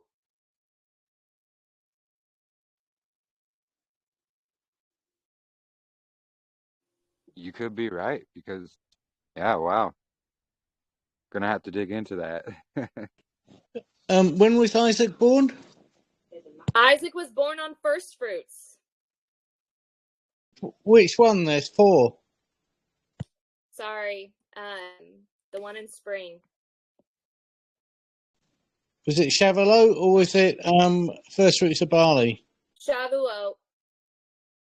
That's the third month. Yeah, third month, 15th day, isn't it? Yeah, because it says in Jubilees, and she bare a son in the third month, in the middle of the month, at the time at which Elohim had spoken to Abraham on the festival of first fruits of harvest. Isaac was born. Interesting because I've been looking at Jubilees today. Can you remember that?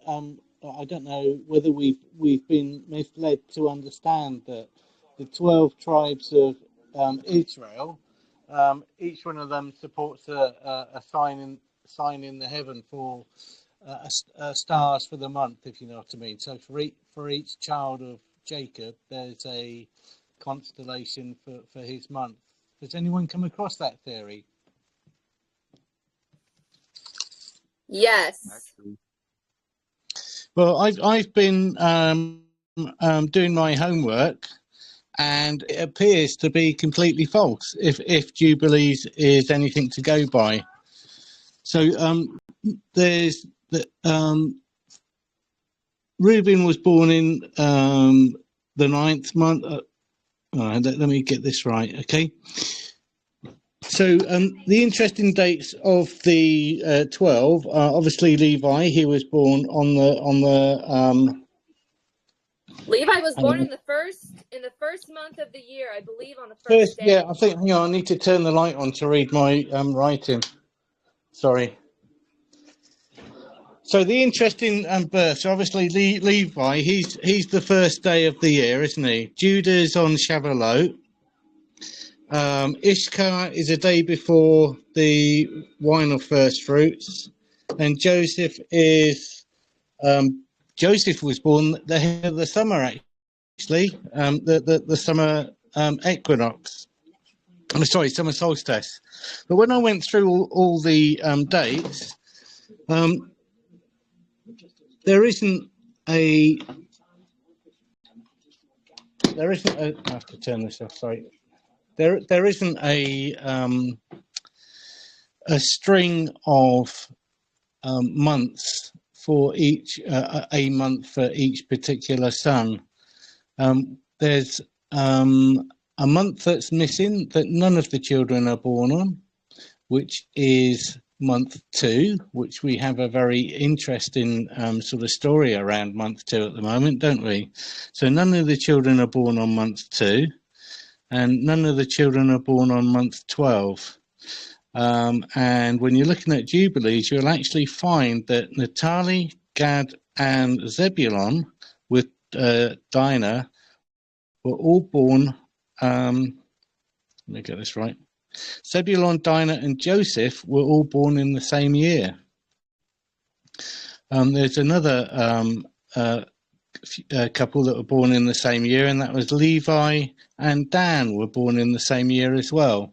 So it appears that where in our minds we think that the children came out in a particular order over the years, if you read Jubilees and start jotting down the dates and everything, actually there's a real smattering of babies that are happening sometimes in the same year, and they're all born within 12.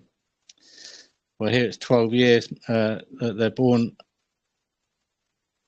They're all born within 12 years, and they're not all born using the 12 months that we know, if that makes any sense. So I'm just trying to disprove that there's a constellation for each one of the children of Jacob, if you know what I mean, each one of the tribes. Yeah, interesting. What are your thoughts about that, Marissa? I'm sorry, I didn't even hear that. Sorry. Well, Ken, I've read through Jubilees too, and I thought it was very interesting that, so the tribe of Levi, which was given the priesthood, which, then later on turned to be the true calendar keepers, how he was born the first, at the head of the month of the first of the year. And his line was the one that was chosen to preserve, right? The years, the calendar. Wow, yeah.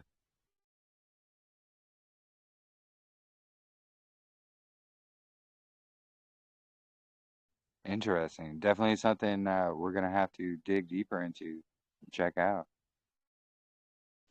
Yeah, and Judah, as you know, he was born on Shavuot, and Shavuot is a double festival. It's not just the festival of weeks; it's also a promise, isn't it? A day of promise, which comes around. And I like Joseph. I like Joseph being born on the summer solstice. I mean, it's just sort of, yeah, it's all there, isn't it? It's just need to be a bit more unpacked, isn't it? Yeah, praise yeah. It's why we come together.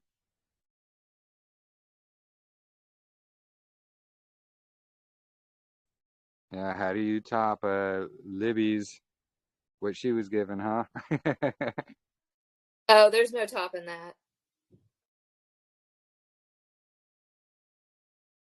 I was fascinated about her experience in the tomb and what she noticed there, and the scripture that she linked it up with. It was just absolutely fascinating, wasn't it? Yeah, truly. I'm glad it's recorded. Because I was planning on going over some of the seeds and foods we'd found, or I'd found in the Dead Sea Scrolls as well. But yeah, Libby was just a pleasant surprise there. You know, we hadn't had that plan. It was praise Yah. You know, it worked out the way it did. Well, please go over the Dead Sea Scrolls and what seeds you found. Yeah, yeah, definitely. Let me get it back up here on the computer. Just like to say hello.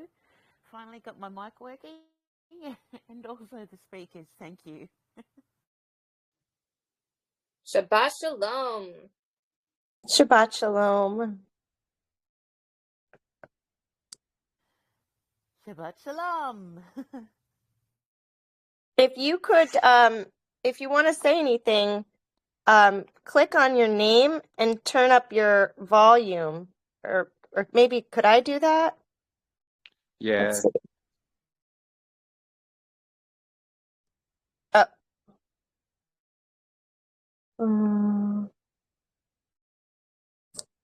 Okay. Well, if you wanted to say anything, I'm going to try to turn it up. Yeah, Jeremy, if you wanted to maybe go over that stuff, and also we have to test all things, and there's a prophet out there as well that's finding things happening in the stars, and I don't think he's making the connection, but because he's on a moon calendar and Saturday Sabbath keeper kind of stuff, but what he's prophesying that's happening in the stars is actually falling on our calendars, feasts, Shabbats, and autumn equinox right before Sukkot. So things could get probably really lit on fire soon if this is true of what he's saying. And Libby probably would confirm that things are going to be happening this year. So we'll have the fulfillment of this Revelation 12 sign apparently on the autumn equinox, which is crazy. And we'll also have something big happening on trumpets, which would really start, something. It's T Corona Borealis erupts apparently on the day of trumpets. This star explodes before judgment. This day on trumpets, Jubilee 6/26. The abyss is opened. So, lots of connections being made there, and also the Sabbath. Sorry, I'm still shaking from that conversation.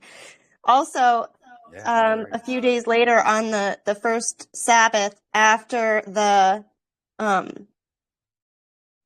trumpets, Saturn is at opposition of the destroyer star, and it's revealing itself. And this could possibly be the sky dimming and the fire, but the fire won't fall yet.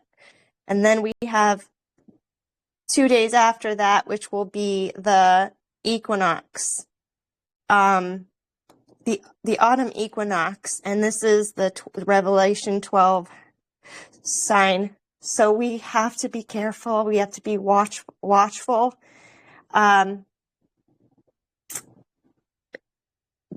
Because if this is true, this is going to be big. Or maybe it just happens every year. I'm not sure, but it's falling on this calendar, guys. Yeah, absolutely. If you want, I can play the video you made. Yeah, play the video. I'm using his calendar, Jeremy's calendar. The first video I made didn't have the his newer one, so I redid it. But yeah, Made a new one. I have the older video downloaded here. I can download that new one if you want, real quick. Well, I mean, it really doesn't matter. I mean, well, the newer one would probably work out best. I think I'm pointing the camera on the days in which we're talking about a little bit better on the second video. All right, let me find it here. I'll get it real quick. But, you know, we should just watch, right? Just watch, you know, if this guy doesn't pass Deuteronomy 13, I mean, right now he's not really. I mean, he might be showing all these different signs and wonders, but he's following a moon calendar and he denies Paul. Then he holds to a Saturday Sabbath. So we just kind of have to gauge to see, you know, even if his prophecies are right, you know, he still fails Deuteronomy 13. So we have to just be very careful. And his spirit is really not that nice. As I will send the full conversation that I had with him. I do plan on screen recording it, and because that's what he plans to do with me. But yeah, I'm on fire today. Absolutely. You sure are. Can you share that video with me? I'm not seeing it on your page here for some reason. Then I could download it.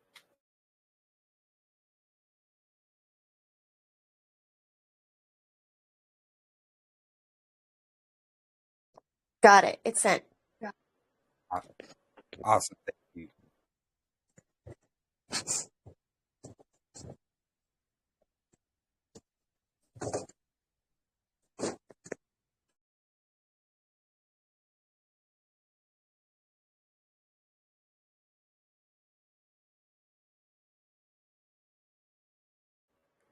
Did you send it on TikTok? It hasn't come yet. It's probably just my phone lagging.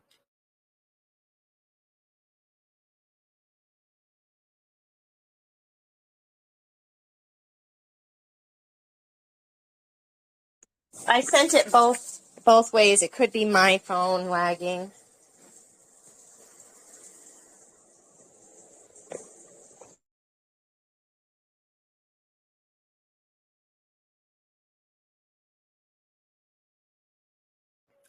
Give me just a moment. Let me check it.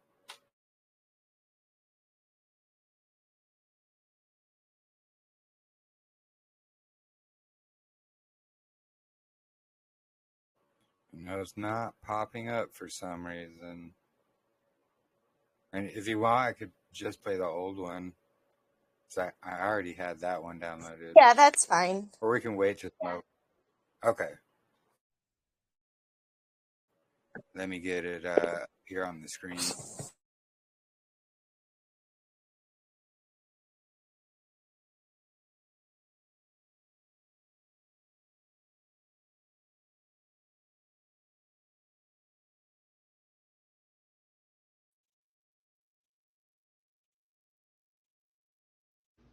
The first four seals brought conquest, war, famine, and death. The fifth seal opened the scroll of the martyrs, those crying out under the altar. But now the sixth seal opens and the sky responds. In Revelation chapter 6, verses 12 to 14, "And I beheld when he opened the sixth seal, and lo, there was a great earthquake. The sun became black as sackcloth, and the moon became as blood, and the stars of heaven fell to the earth, and the sky rolled back like a scroll." This is not poetic, it's literal.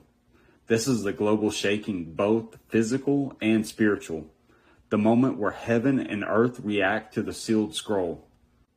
Here's what the sixth seal unleashes. First, the great earthquake. This will be a worldwide shaking. It could be tectonic, volcanic, or even cosmic. This will be a foundation-shattering judgment. And no, this is not a metaphor. Then, the sun will be darkened. The moon will turn to blood. These are time signs. On September 7th, the blood veil begins. Then on September 21st, Saturn will be at opposition, and the destroyer star will be revealed. The sky will grow dim, but the fire will not fall yet. Then the sky will roll back, and the T Corona Borealis will erupt on September 18th. This is the star that explodes before judgment. What follows is a tearing of the veil. The sky scroll opens. The reaction, and the kings of the earth, the great men, the rich men, the mighty men, hid themselves in the caves and said, "Fall on us and hide us from the face of him who sits on the throne and from the wrath of the Lamb." This is not fear of war, it's fear of exposure. The elite realize the sky is telling the truth and the scroll is real. Why this aligns with fall 2025? On September 7th, the lunar eclipse. September 18th, the T Borealis star explodes. September 21st, the destroyer star reveals itself during the Saturn opposition. On September 23rd, Revelation 12, the woman crowned with 12 stars. All within 2 weeks, the earth shakes, the stars speak, and the remnant is sealed. In Revelation chapter 6, verse 17, "For the day of his wrath has come, and who shall be able to stand?" The answer, only the sealed.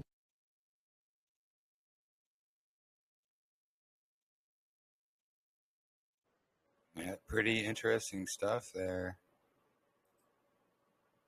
But yeah, we tried to go to this brother. I sent him a I sent him a message. He didn't even respond to me, but Katrina was messaging back and forth with him, and he was just really combative right off the bat, immediately rejecting, and he didn't have any understanding of the calendar, clearly, because he was saying, we have to use the moon for something. It can't just be taken out of the picture and this and that and another thing. So he doesn't have a clear understanding of the calendar because he thinks, seeing we're just kicking the moon out of the picture and not using it. He seems to think we're not using the stars and only the sun. So yeah, I was trying to help Katrina, go back and forth with him, and he just seemed really combative.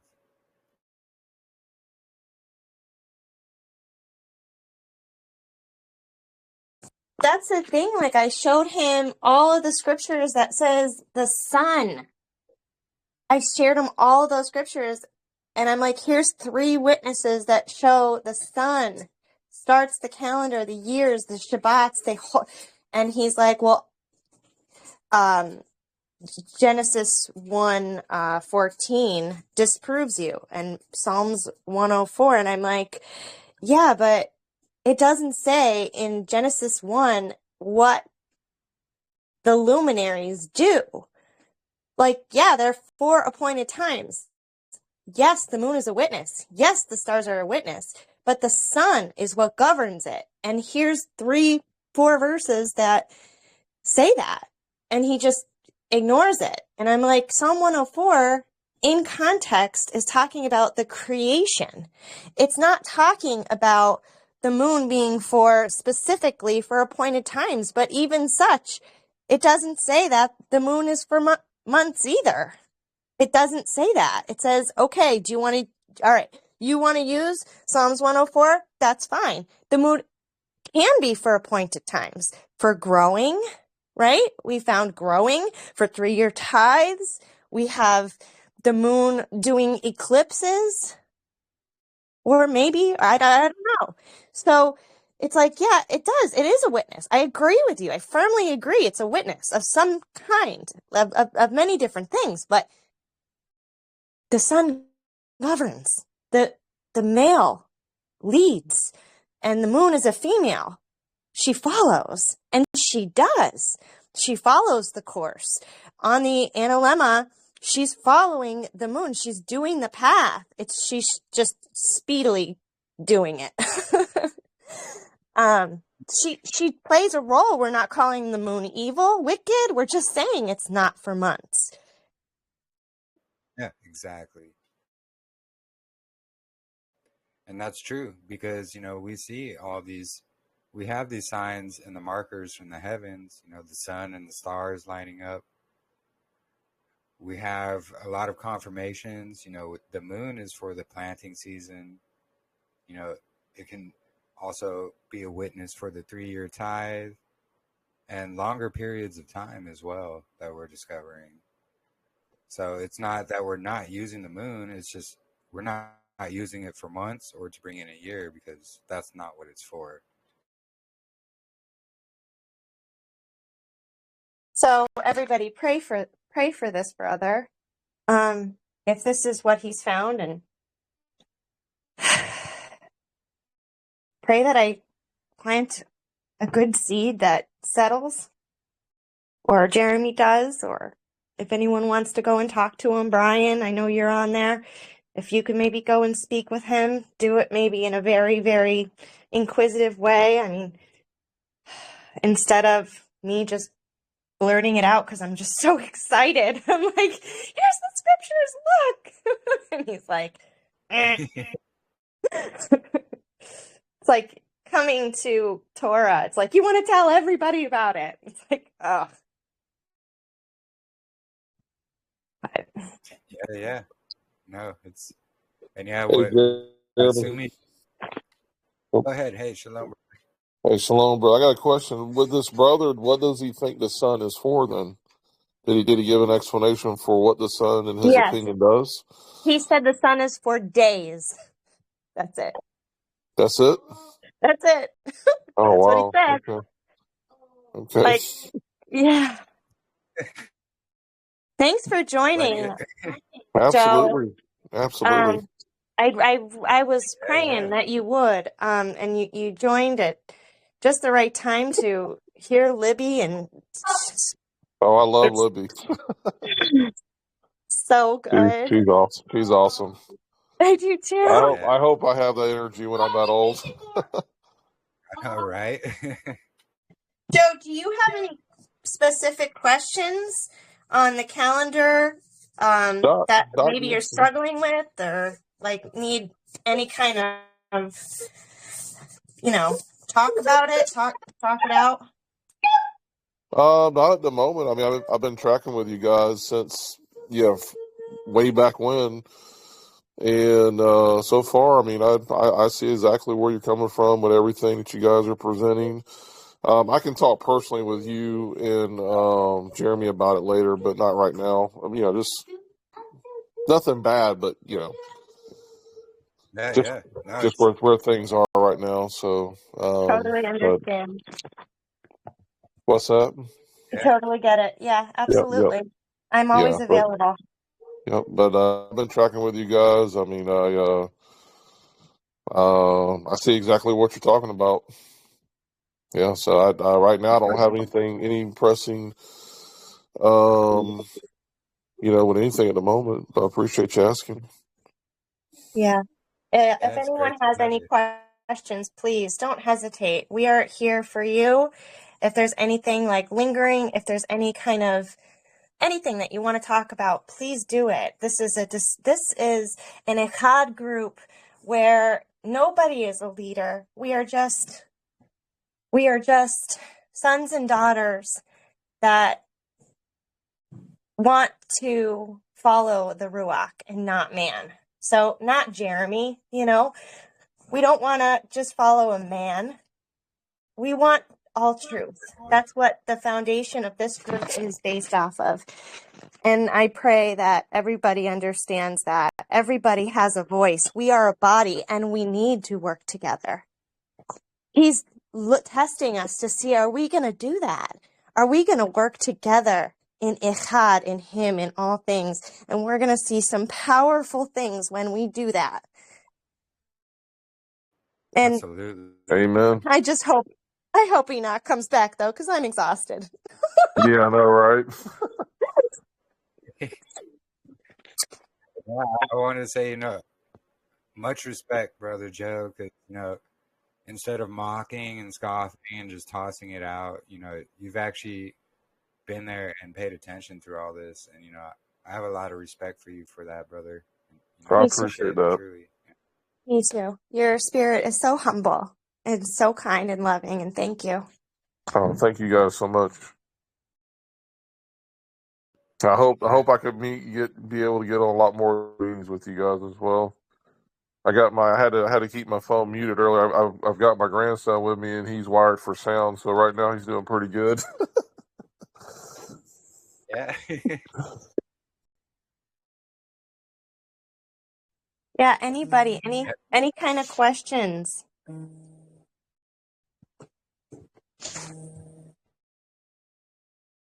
Or maybe if Jeremy, you want to present something. Yeah. I was going to actually show. Oh, interesting. I just got the videos you sent right now. Sorry. I was going to show, the sea. Not only in the Dead Sea Scrolls the Dead Sea Caves, Qumran community, not only were scrolls found, but there were also, wheat and barley and date seeds found in the caves as well, which, when they found them, it turns out these are like extinct species that haven't been growing since, basically the time of Messiah. So they planted them, they grew them, and now we have, these date palms growing in Israel again, and this wheat and this barley growing again as well in Israel that hasn't grown since the time of Messiah. So it's pretty fascinating. Let me go ahead and share my screen real quick and show you what I'm talking about here.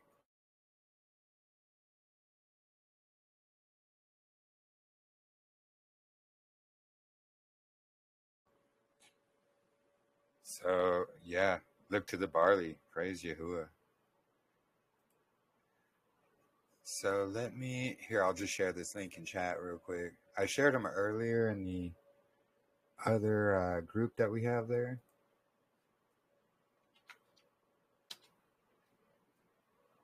So this one is just going to be, it's called Scientists Grow Trees from 2,000-Year-Old Seeds Found in the Dead Sea Scroll Caves. So this article is basically going over these date palms that were found. The seeds, they were found in the caves there at Qumran. So it's just going over, they actually named them, different names from the Bible. It's showing, this was an extinct species of date palm.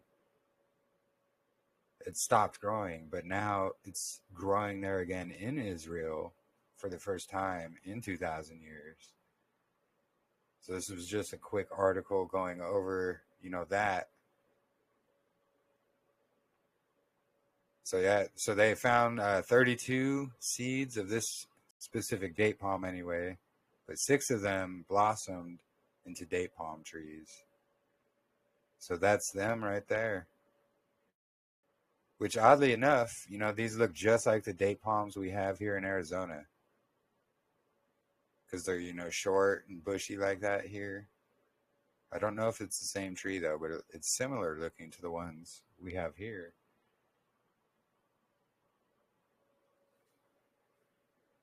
And then, what is this? An ad, of course. So let me share this link here.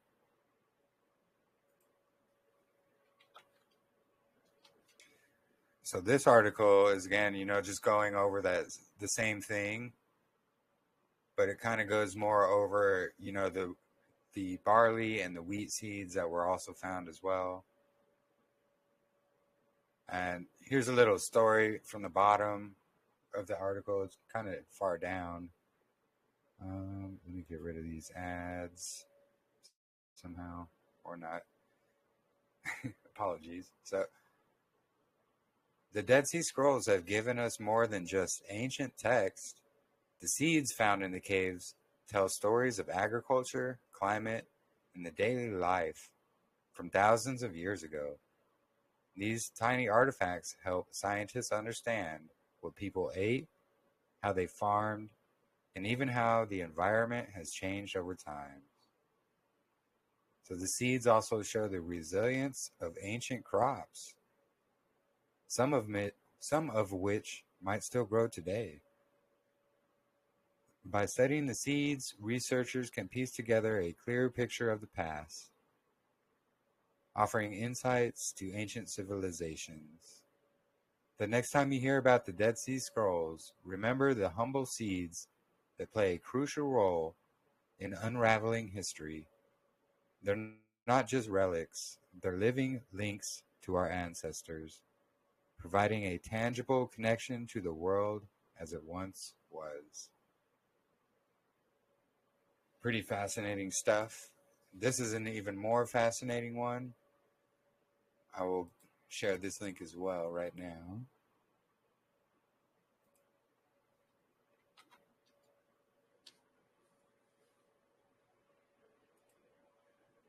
So for some reason on the mobile app you can actually read the whole thing, but here on my computer it's not allowing that. But the link I shared should be able to allow you that. But anyways, so this is cereals and fruits from a collapsed cave south of Kirkbeck, Qumran. So we see there's more collapsed caves. I was trying to look into if this was Cave 7. I hadn't had a chance to really dig through it much, but you know, if it was Cave 7, that same cave they found the New Testament fragments in, you know, or even if it's a different one, it just shows the lengths that they go through to try to hide these things from public and to discredit the Dead Sea Scrolls as well.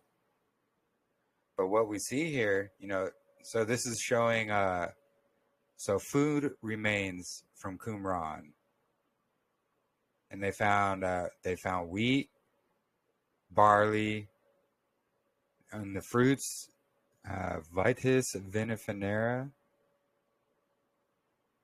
Okay, these are the Latin terms for them. Ole Eurapia. I'm not even going to try to pronounce these words, but I should have actually looked these up to see which ones they are. But these are basically all the fruits that they found there. They found what they label as weeds. Of course, we know they label weeds what are actual beneficial plants. And then they even found insects there as well. And here it just says something about the wheat and barley. Wheat grains are more abundant than those of barley. The grain remains of both cereals are interesting because they are smaller than usual for the Roman period. The wheat grains, with their small and plump shape, belong to a small grain naked tetrapod wheat, Triticium. Sorry, I probably messed that pronunciation up, but again, here's the link. You can download the whole PDF through this link as well. It's jstor.org. The link's right here at the top, but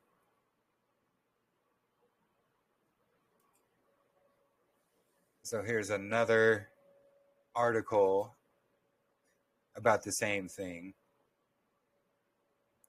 Just more confirmation, you know, they found a whole lot of food type stuff there at Qumran and in the caves as well.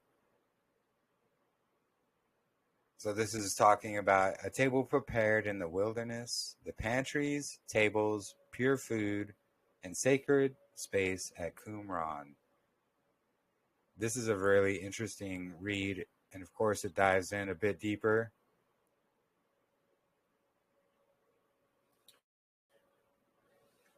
Are you also adding this to the PDF feed? Yeah, I actually shared it in the links over there in the other group. So all these should be shared over there in the other group as well. And again, this is another PDF here. And it goes over basically what they ate, what they found in the Dead Sea Scrolls at Qumran, the remains of food and seeds and even animals as well. So I was just going to read this introduction here. So again, of course, they go with the mainstream narrative of calling them Essenes, saying there were, this Judean sect out in the wilderness, things like that. But we already know the history about this. So, but all people need to eat, even the sons of Tsaḍoq. It has been emphasized by several participants in this conference that the site of Qumran was a farm with no connection to religious society. So that incorrect. But however, the fact that there's sufficient archaeological evidence to show that the inhabitants of the sites of Kirkbeck Qumran and Ain Freshka raised crops or tended sheep does not preclude the fact that the inhabitants were members of a Jewish religious sect, such as the Sons of Tsaḍoq. So on the contrary, the cultivation of date palms, grapevines, wheat and barley fields, and even the collection and processing of indigo or balsam should be seen as an integral part of the daily task of such a group, as is also indicated by the ancient writers. So Pliny describes the sons of Tsaḍoq as living among the date groves. Josephus states that they arose in the morning and said certain ancestral prayers, and after these prayers, their superiors dismiss them so that each man may attend to the work which he is familiar. So again, Pliny and Josephus's writings, take them with a grain of salt, although there can be truth found in them. So whatever commodities the group produced depend largely upon the local natural environment or their ability to import raw foodstuffs for processing within their own facilities. These agricultural products could be produced from their own consumption or used to barter for other commodities unavailable to them. The constant or occasional use of industrial facilities for processing.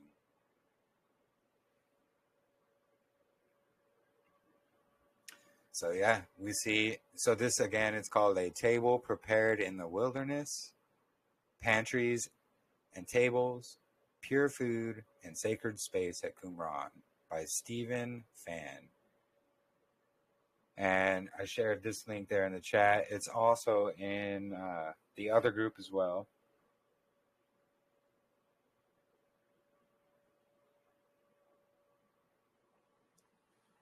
And so these links here actually aren't in the other group, which I'm coming to next. So this is going to show the animal remains that were found at Qumran to show that they ate and partook of, more than just eating vegetables as, the mainstream likes to push. So let me go ahead and share this link actually. I got to share it here in the other chat as well, because this is a later find. One second. Okay.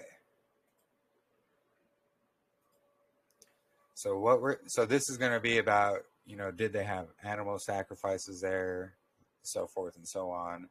So this article will get into that aspect of it.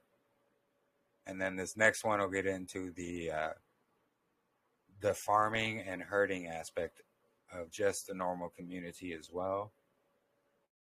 But this is basically going to show they also ate meat.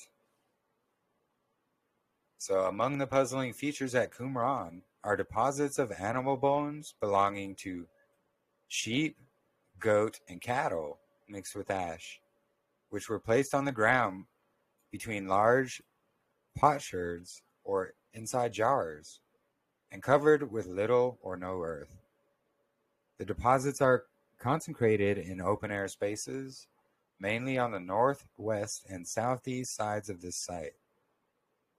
Following Roland de Vaux, most scholars have interpreted these deposits as the remains of ritual but non-sacrificial meals eaten by the Qumran sectarians.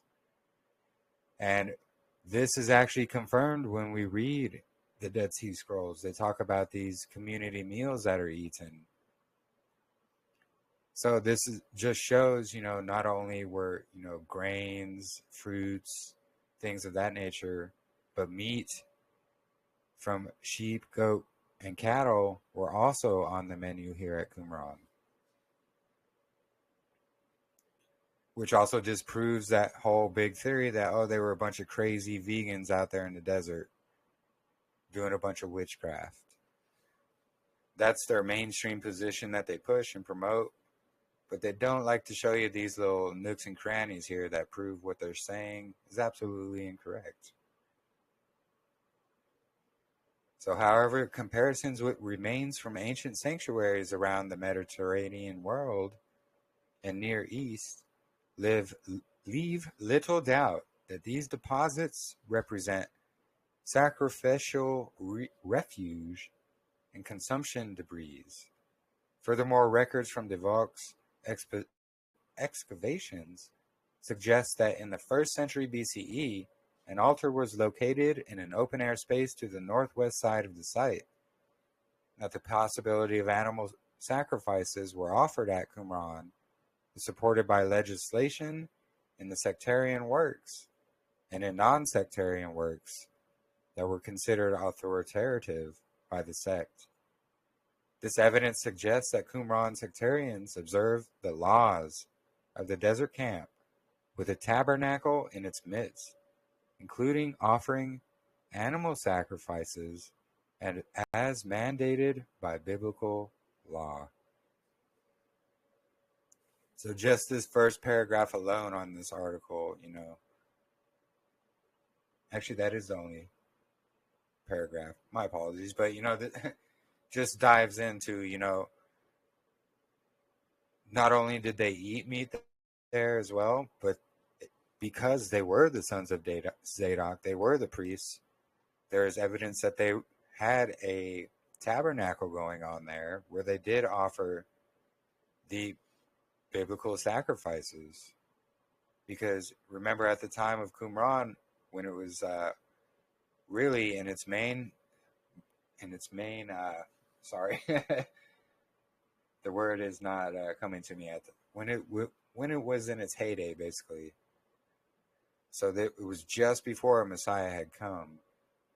So the sacrifices and offerings were not, quite done being finished yet, because Messiah himself had not given himself as a sacrifice. But this just backs up, a lot of speculations we have all had about the Dead Sea Scroll community, Qumran, the sons of Tsaɗoq. So this article here goes into, the herding and farming aspect and the evidence of it as well, of the Tsaɗoq community at Qumran. So let me share the link here again in chat. I'll share them in both of them so I don't forget.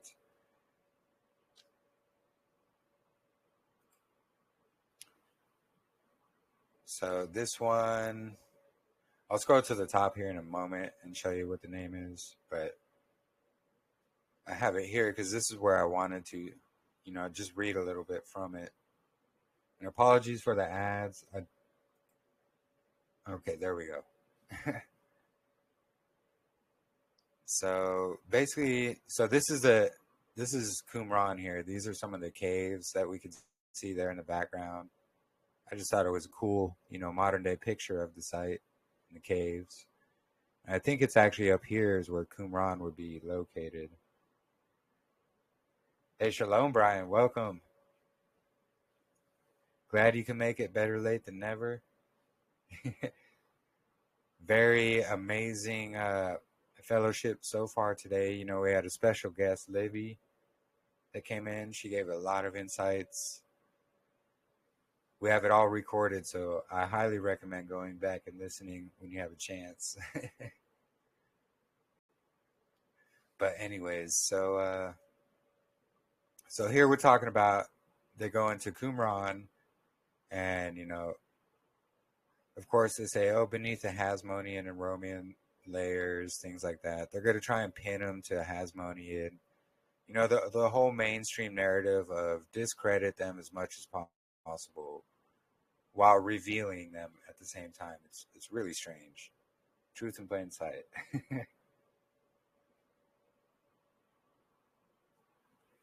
So come the early 70s, the three remaining settlements on the plateau were revisited by Lawrence Sager, a director of the Harvard Museum of the Ancient Near East.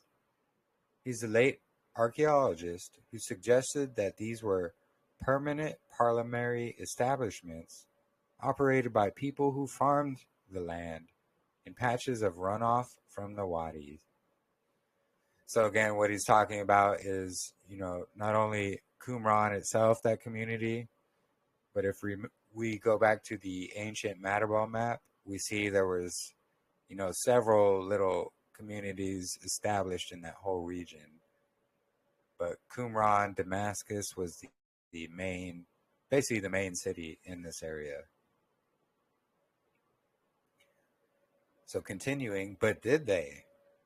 That is the cardinal question addressed in a recently published paper in a book dedicated to the doyen of ancient desert research in Israel and Jordan, Thomas E. Levi of the University of California, San Diego.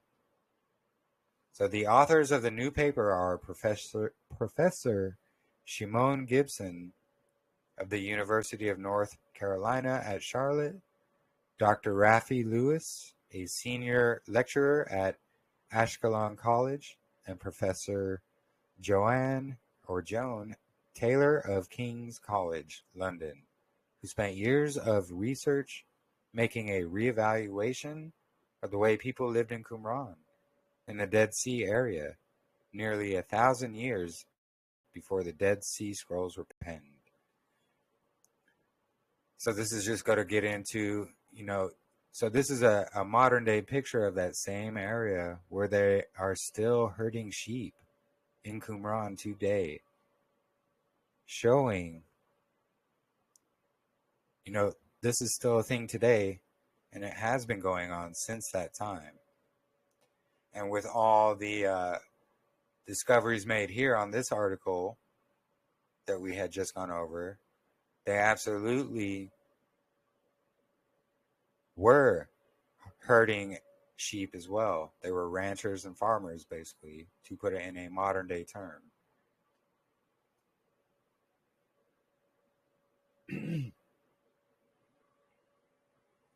So in contrast to Stagger's hypothesis that the inhabitants of the plain were quasi-military farmers on the eastern border of the Kingdom of Judah, see, they always have some kind of other name for the Qumran community rather than the sons of Tsaḍoq, the true priests.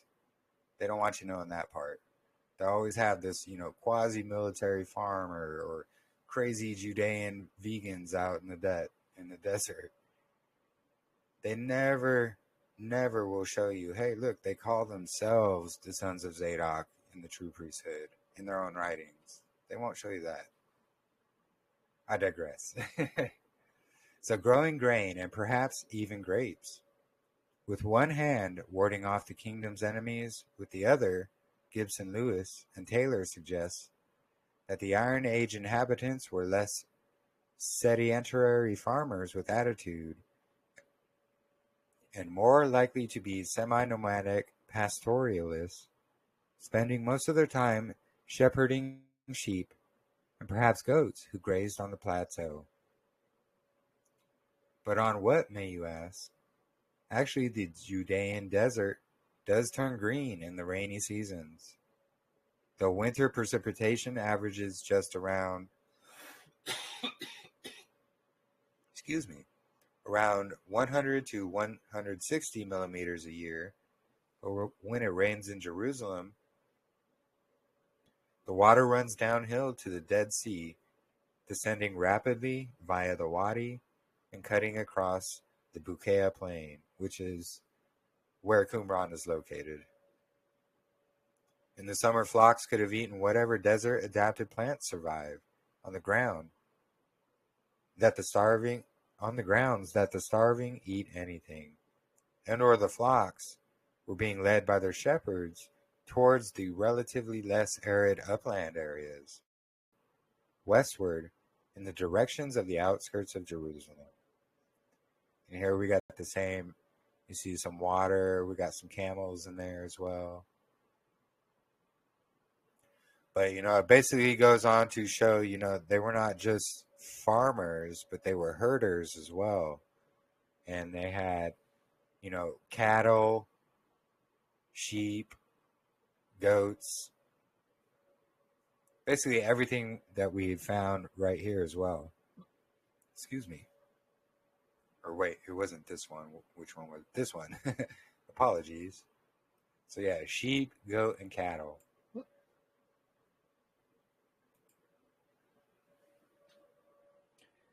And did I share this? Yeah, I did. I shared this link.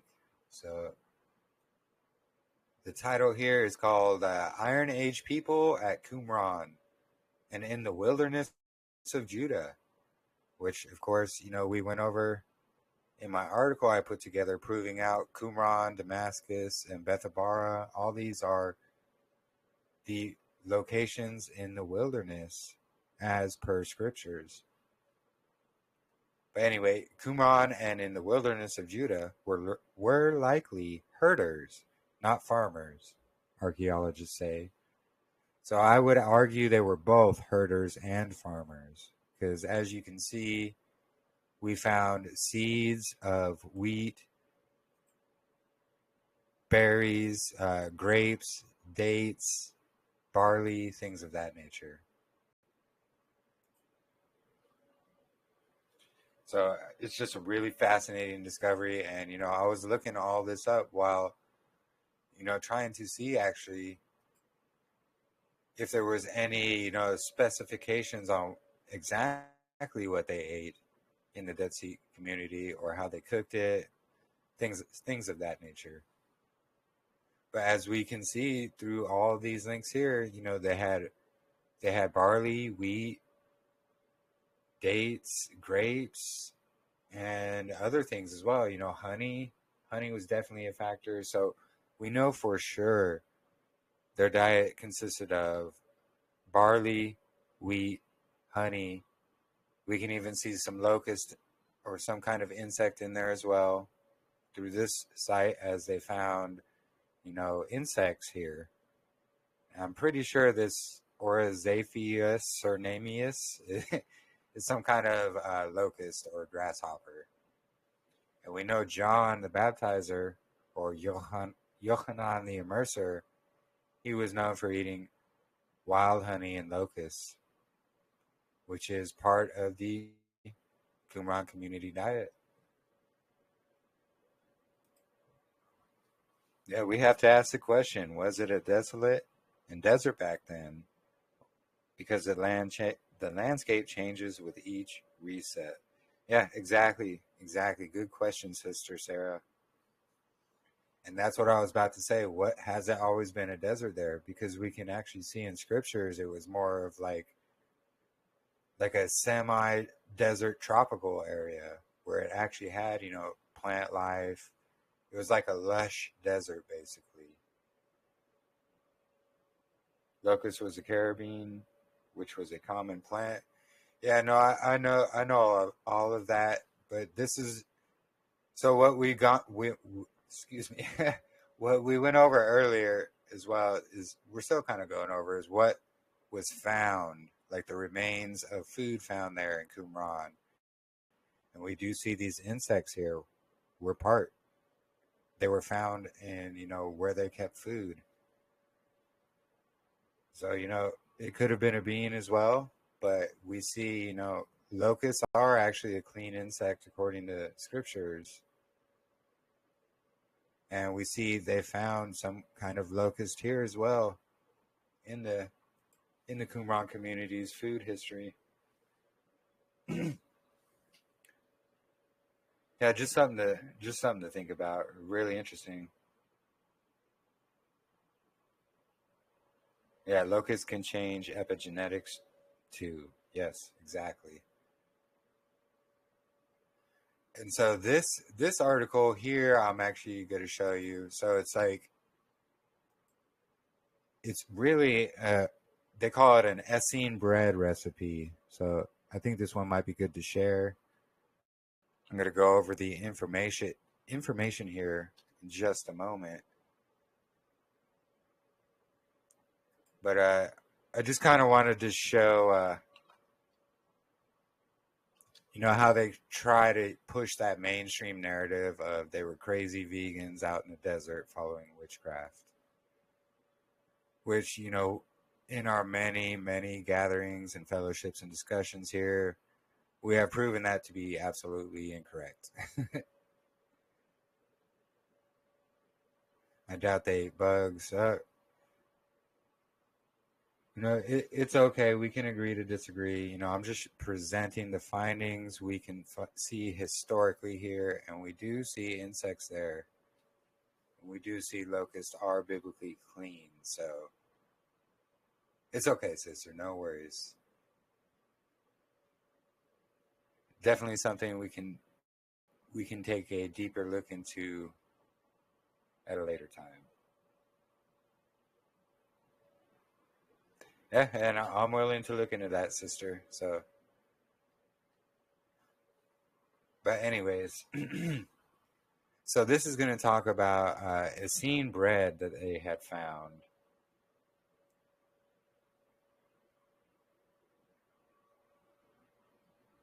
Sorry, just reading chat. Lots of stuff.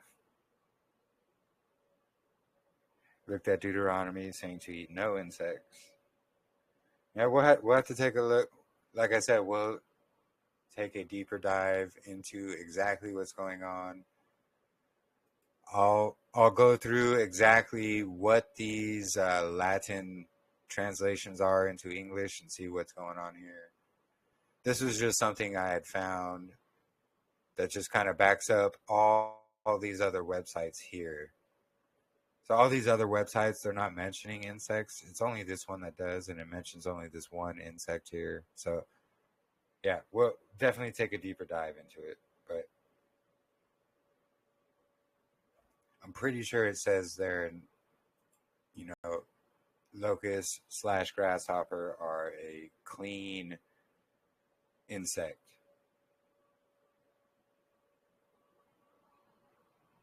Some funny business going on with the text. Yeah, no, I definitely agree. So let me continue this real quick, and then we can discuss that as well. So let me just check the time on our recording here. So 2.5 hours, we're still good. So, of course, I'm going to read this how it should be because, they're going to push Essenes. They're going to push the whole vegan diet that they had and the crazy, Judean sect out there doing witchcraft in the desert. Unfortunately, that's what this particular site is pushing because that's what the mainstream narrative tries to push. So anyways, I'll read it how it should be. So that the sons of Tsaḍoq were a small sect of Messianic believers who lived near the Dead Sea from the end of the 2nd century. I'm going to skip this whole part because they were not mystics of the desert. Again, that whole mainstream narrative. I digress. We've already talked about it. So they practiced celibacy? Nope, they did not. Again, man, can I read this article without... Sorry. They did not practice celibacy. Were times denied the rights to live their spiritual ways by the Romans? Yeah, I would agree with that, most definitely. So on the Sabbath, they committed to prayer and meditation, while other days they refused to immerse themselves in public life. So what they did, they refused to mingle and interact with anybody who wasn't a part of the community, basically. Like they weren't going and hanging out with Pharisees and Sadducees. Some believe it was the sons of Tsaḍoq who wrote the Dead Sea Scrolls. It absolutely 100% was the sons of Tsaḍoq who wrote them. Their diet was fundamentally, lacto-vegetarian. All these sites we just went over prove this absolutely incorrect. With the emphasis of benefits of consumption of raw foods along with a unique style of sprouted bread known as Essene or manna bread. So really that's why I was presenting this article, to talk about this sprouted wheat bread that they found evidence that they were making back then. So it is believable that sprouted bread was first created by the sons of Tsaḍoq. Wheat grains were activated and left to sprout for a day in the sun, imitating the natural germination process. Sprouted grain was then crushed, shaped into thin wafers, and again left atop a rock and placed in the sun from sunrise to sunset, turning the sides at midday when the sun was at its highest. So it's basically a recipe here. I'm showing, how they made this sprouted grain bread back in Qumran. And here's that very link I shared. Did I share it? I think I shared it. Yeah. So that link, again, I shared it. I'll have these other links as well, just to some information. I think one of these has a recipe. If not, you can look up sprouted grain bread recipes, and it'll show you basically this recipe as well. So this style of bread is often considered to be the healthiest kind of bread on earth. And moving forward today, some 2,000 years later, we are imitating the sons of Tsaḍoq simple bread making concept. We carefully take a range of grains and seeds, activate them, sprout them, grind them, and hand shape them into loaves. And then they go on, due to safety regulations, they can't use rocks or the sun for cooking, but they use an oven bake, and they bake it slowly at relatively low temperatures, which helps enable the preservation of precious vitamins and minerals.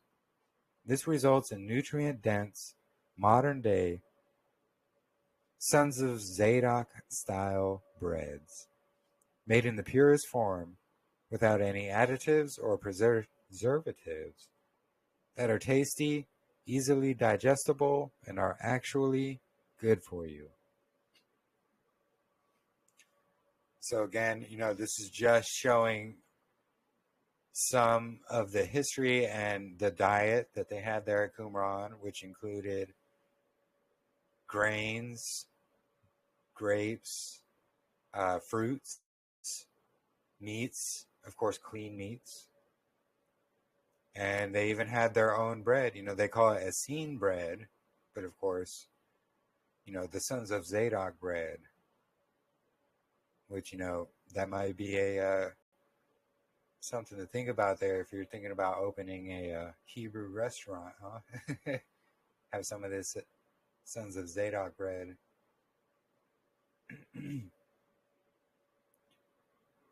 So before I go on or anything, is there any questions?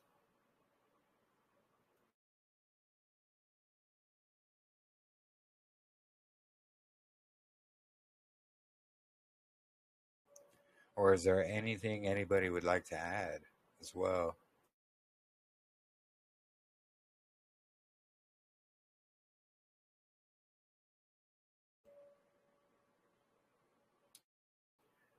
And not just about any of this. like about the food or their diet in Qumran.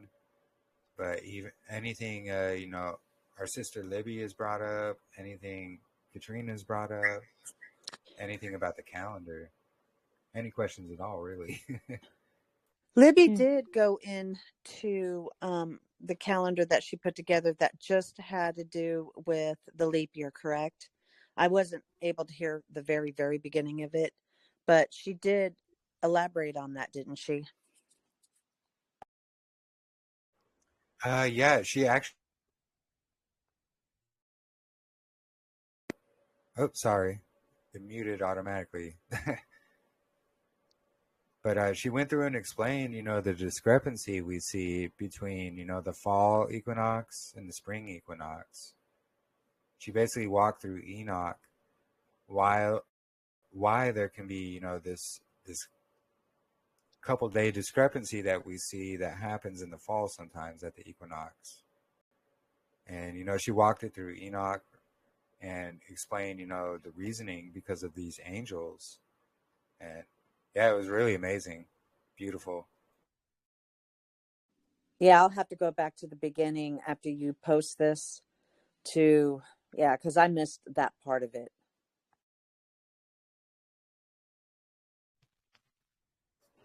Yeah, no worries.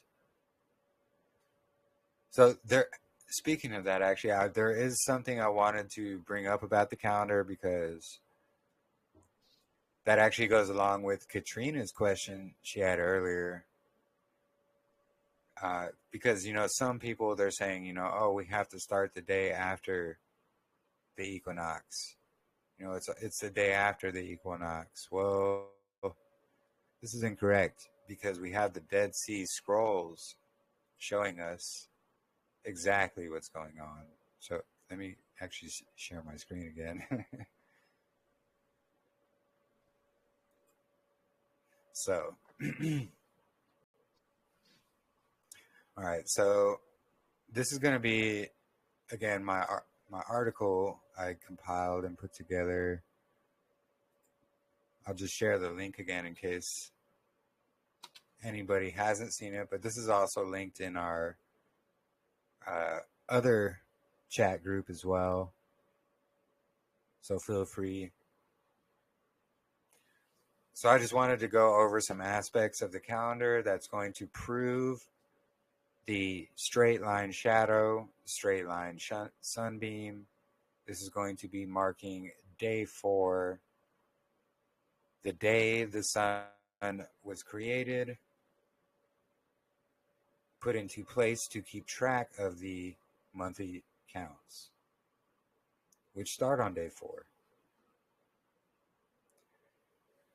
So, and actually I wanted to go over specifically, this is going to be 4Q320 right here. So when I scroll up a bit, this is going to be the chapter of that paragraph, 4Q320, 4Q321.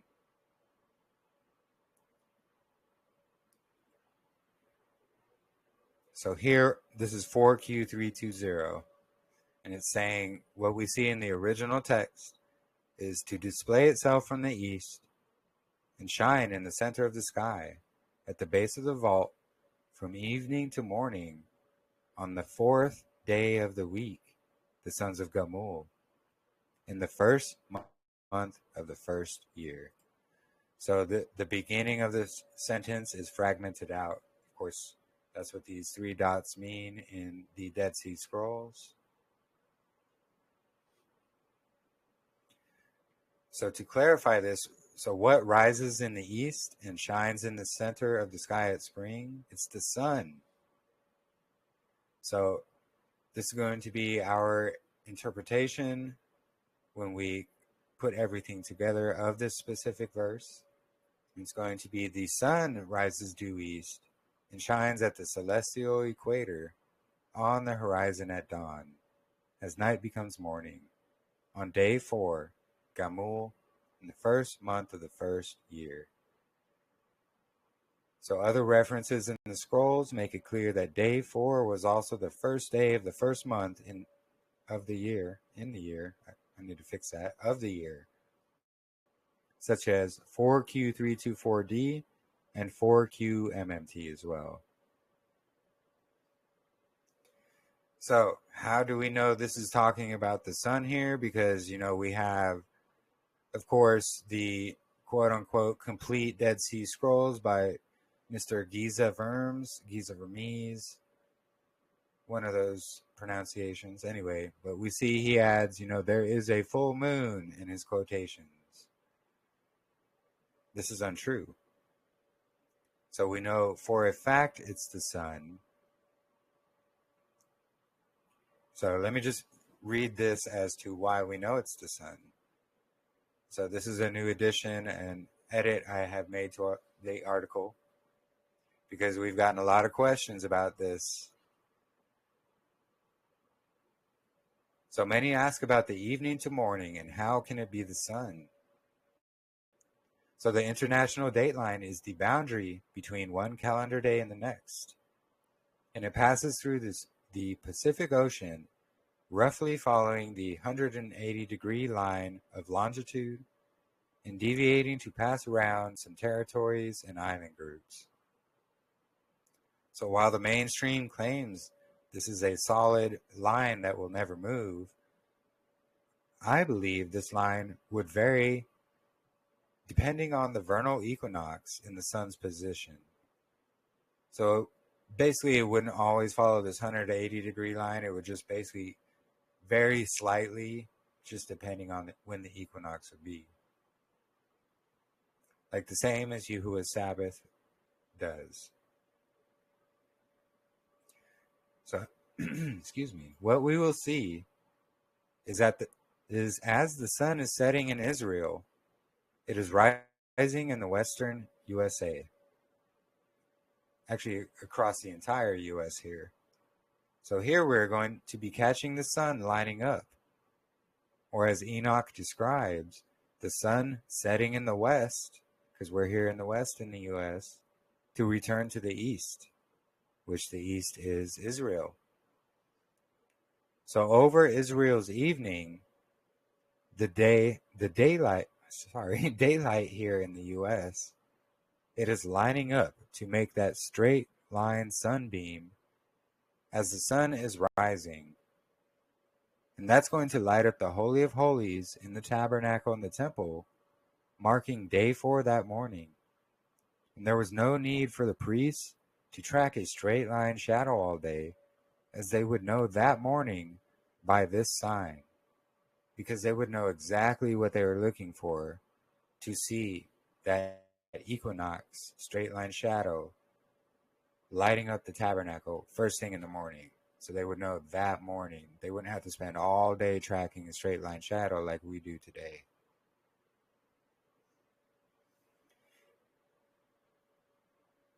So to give an example of that, actually, let me scroll down.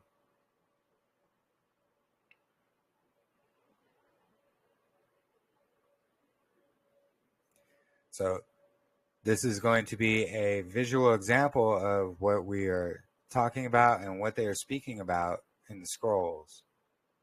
So only on the equinox straight line shadow day is the sun going to shine directly in through between the two pillars through the doorway, and it's going to light up the Holy of Holies right in the center of the tabernacle and the temple.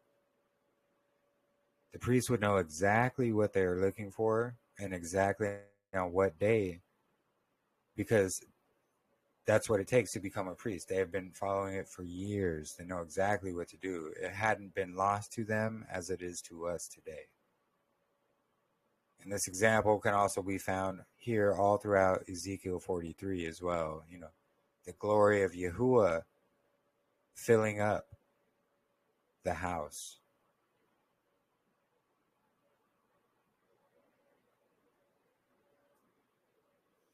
And so let's go back up here to 4Q324D, because this is going to be more confirmation. The equinox is going to start day 4, day 1 of month 1.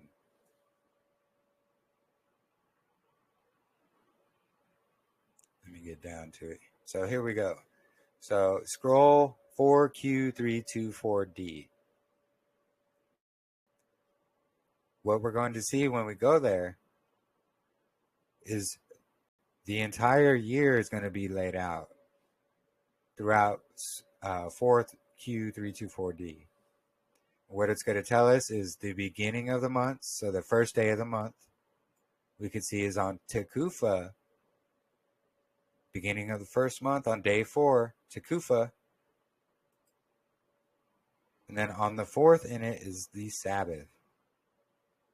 So the 4th day of the month is going to be the Shabbat, which lines up exactly to the Tsaḍoq calendar. So what we're going to see here in 4Q324D is the beginning of the month, Sabbath days of the month, festival days of the month, and if there is one of the 4 intercalated days in the months as well. So the 1st and 30th day of the month, 4 seasonal 31st days of the month, Sabbaths and festivals.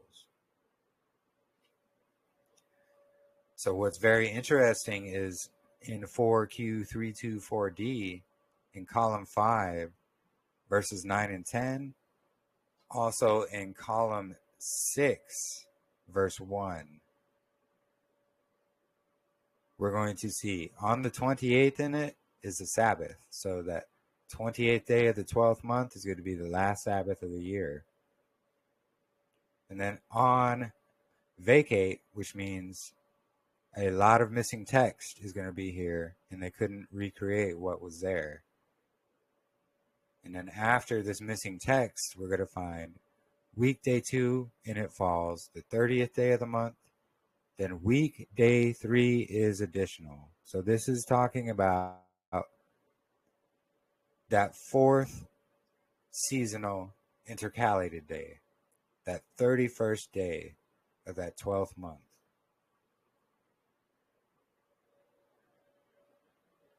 So when we come down here to 4Q394 specifically, which is found in 4QMMT, we're going to see that same 12th month, the 28th, a Sabbath in it. After that Sabbath is added. And the year is complete in 364 days. The remainder of the line is blank in 4Q394. Basically, this is where another vacate would be. So after the Sabbath, and then there's no text there, and then was added. Yeah, so like right here. Yeah. So like these 3 little, just the 3 dots is showing like one word is missing or so. It's where you find a vacate that a lot of missing text. So just when you see these And 3 right dots, there, it would say after the okay, so after the Sabbath, a day is added, is what we're banking on, because literally that is just what fits. I mean, what is added? Yeah. You know what I mean? What else could it be? Exactly.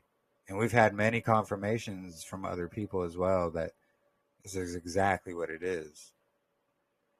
So what we're seeing here, 4Q394 is going to fill in that gap right here where we see vacate.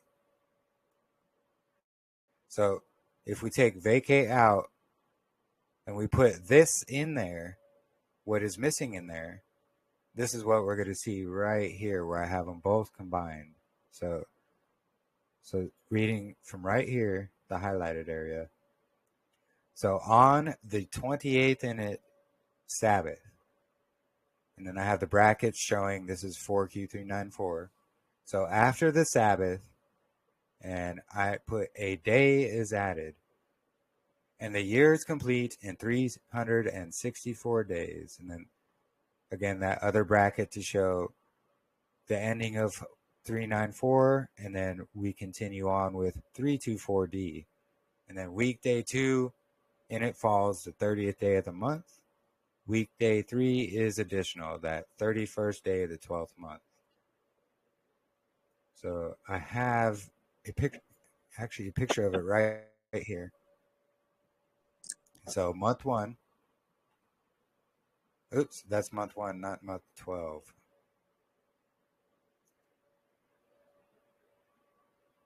Let me pull up month 12. Apologies. Now, how does everybody feel about that? Does anyone have any reservations about what is missing there, or anything anyone wants to say about that? I'm still processing. You're still what? I'm sorry, Bri. I'm processing. Oh yeah, And yeah. yeah, I'm processing the information and taking into account the parts that are incompleted. We don't, and I was also wondering who the sons of Galil were, like referring to stars, and so I'm processing a lot right now. Oh no, Yeah, I appreciate you. I appreciate that you're even here. So I'm so thankful. Praise Yah. yeah. Hallelujah, hallelujah. So yeah, Gamul and Shechaniah, they are actually the high priests there in Chronicles that it talks about. So what they did over there in Qumran, they were basically lining up their festivals to each of these priests. And that's where a lot of people would start getting these moon phases, talking about, the pre-sea cycles in the Dead Sea Scrolls. And of course, we went over that and have shown, these moon phases they show in there are just author's insertions, and it's actually not describing moon phases in there. But that's a whole, yeah, that's a deep subject. We do have quite a few videos going over it as well, and it's in my article here. Basically going over, the sons of Gamul, Shechaniah, and where it can be found in Chronicles as well. Here, I wanted to show real quick. So, month 12, what we're speaking about. Let me get to it so I can zoom it in. All right, so what we see here, just like in the scrolls, as they're saying, we have that 28th of the 12th month. It's going to be the last Sabbath of the year. And then after the Sabbath, that day is added, which is going to be the divider day. And the year's complete in the 364 days. And then day 1, we're going to start creation week. And then it says day 2, the 30th day of the month. Day 3 is additional, that 31st seasonal intercalated day. And then day 4, spring equinox, marking that head of the months right there on day 4, giving us the sun sign when the sun was created right there on day 4 in Genesis.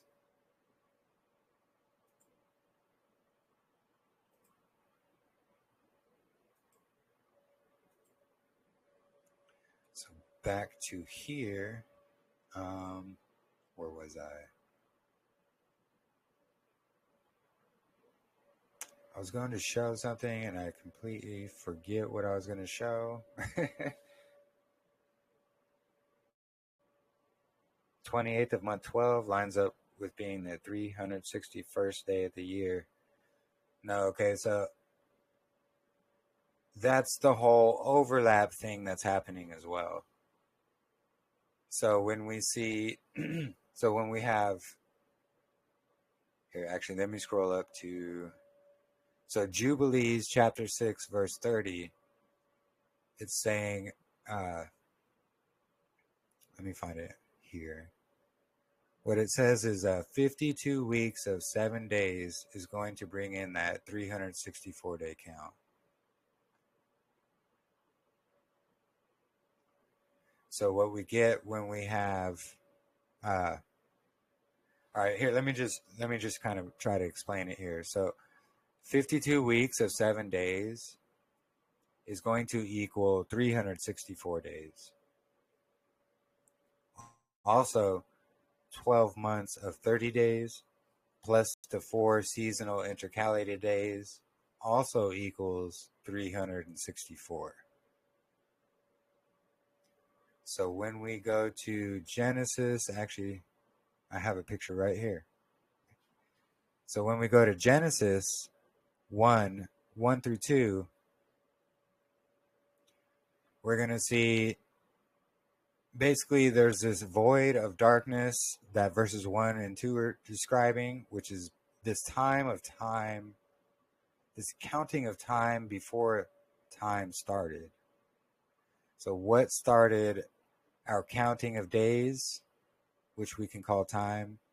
That's when the light, when he said, let there be light, or let light come to be. So like flipping a light switch, basically.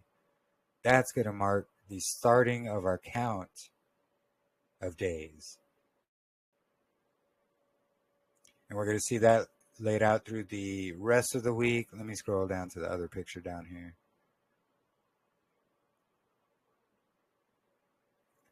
Here it is. So this is going to be our layout for our weekly cycle. So when he said, let there be light, it was all light. There wasn't the blending, anything like that. It was just like flipping on a light switch from light to dark. That's going to signify the counting of the starting of the counting of days. So then we see evening, then night, and then morning. And that's when day 2 is going to start right here. This is going to be our pattern for our weekly cycle we're going to get for the rest of the year. Let me scroll up to the other picture I have. Sorry, it's all over the place, but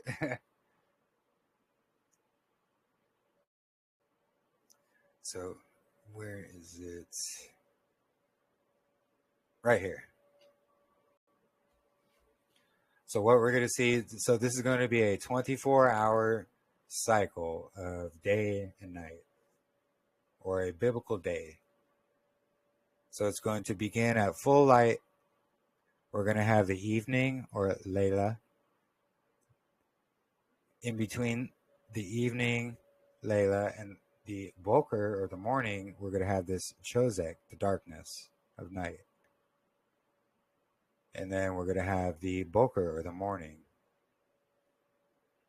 And this is when the day is going to end, because, again, the next day is going to begin at full light. So when the bottom of the sun has broken the horizon at the morning. So we're going to see, let light come to be, and light came to be. And Elohim saw the light that it was good. And Elohim separated the light from the darkness. And Elohim called the light day, and the darkness he called night. And then there came to be evening, and there came to be morning, which equals the first day. So according to Genesis 1 right here, the light, evening, and morning all signifies the biblical day. And we can draw at straws, because I know people, they have, well, the sun's going to be here, the sun's going to be there. There can be, drawing at straws here, but, I'm not trying to do that. I'm just trying to show, what we see here in the scriptures. So I'm just taking what scripture. I was just thinking about how the evening and the night separates the day from the night, as to not touch. And, since we have like a feast, what is it? It was one on top of the another. What feast is that? That it's like right on top of a Sabbath? Is it Atonement? And Oh, yeah. we have like that evening portion to kind of, do what we need to do, like to transition over,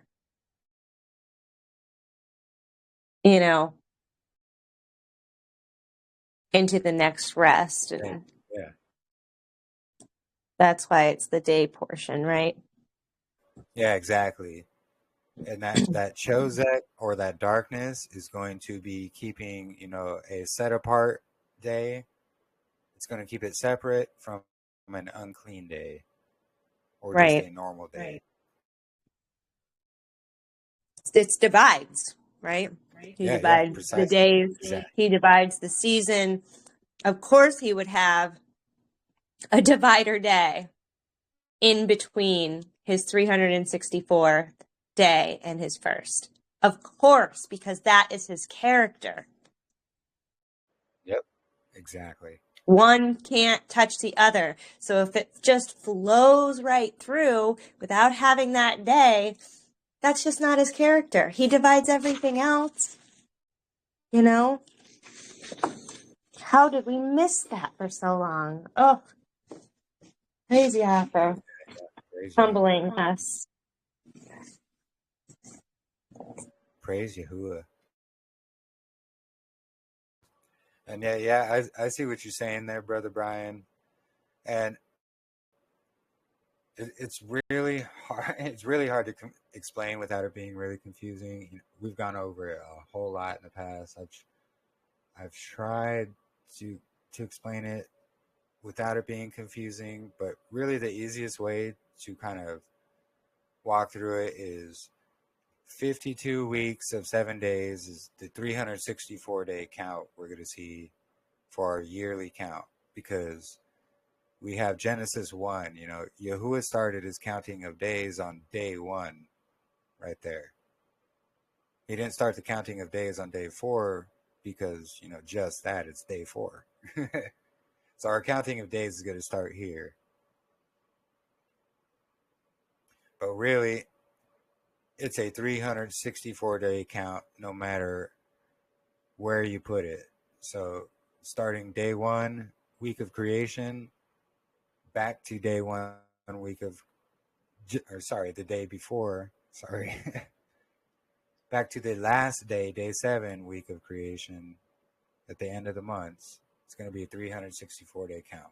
So 52 weeks, 7 days, 364 days.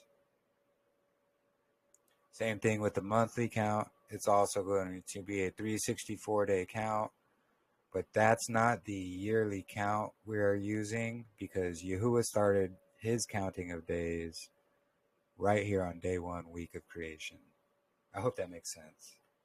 Right. So these two counts are really holding that creation week in place. So we have the equilux over in Israel where we're supposed to be. The equilux happens there every year on March 16th. This is going to divide the last day and the first day.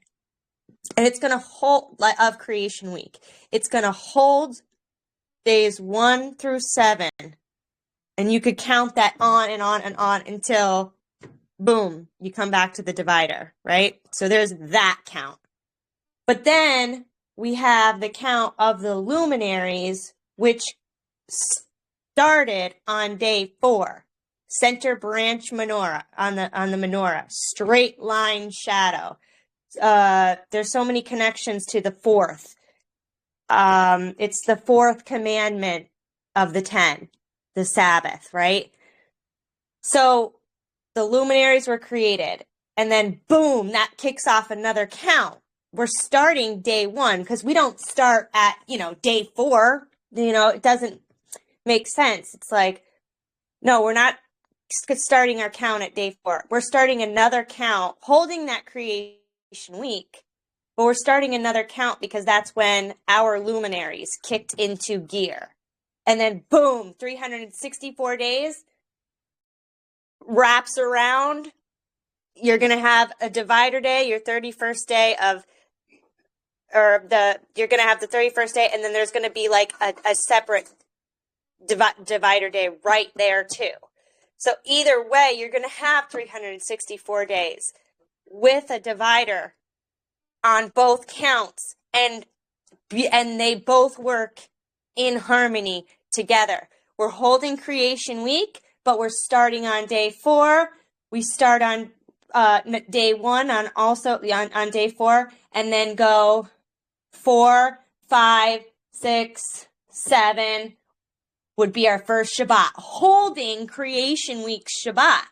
But we're still starting with the luminary. So it's 2 different counts working simultaneously together, holding that beautiful Genesis 1 of creation, which is so important. Does that make sense? It's like a wheel within a wheel. Yeah. Yeah, exactly.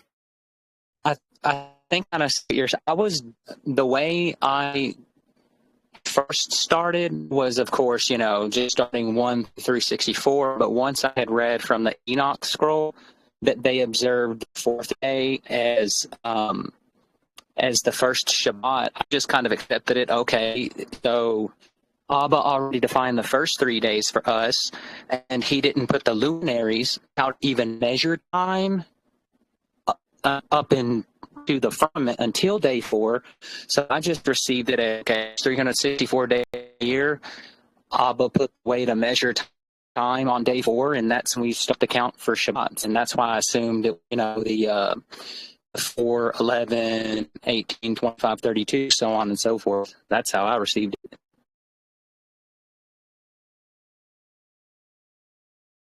Yeah.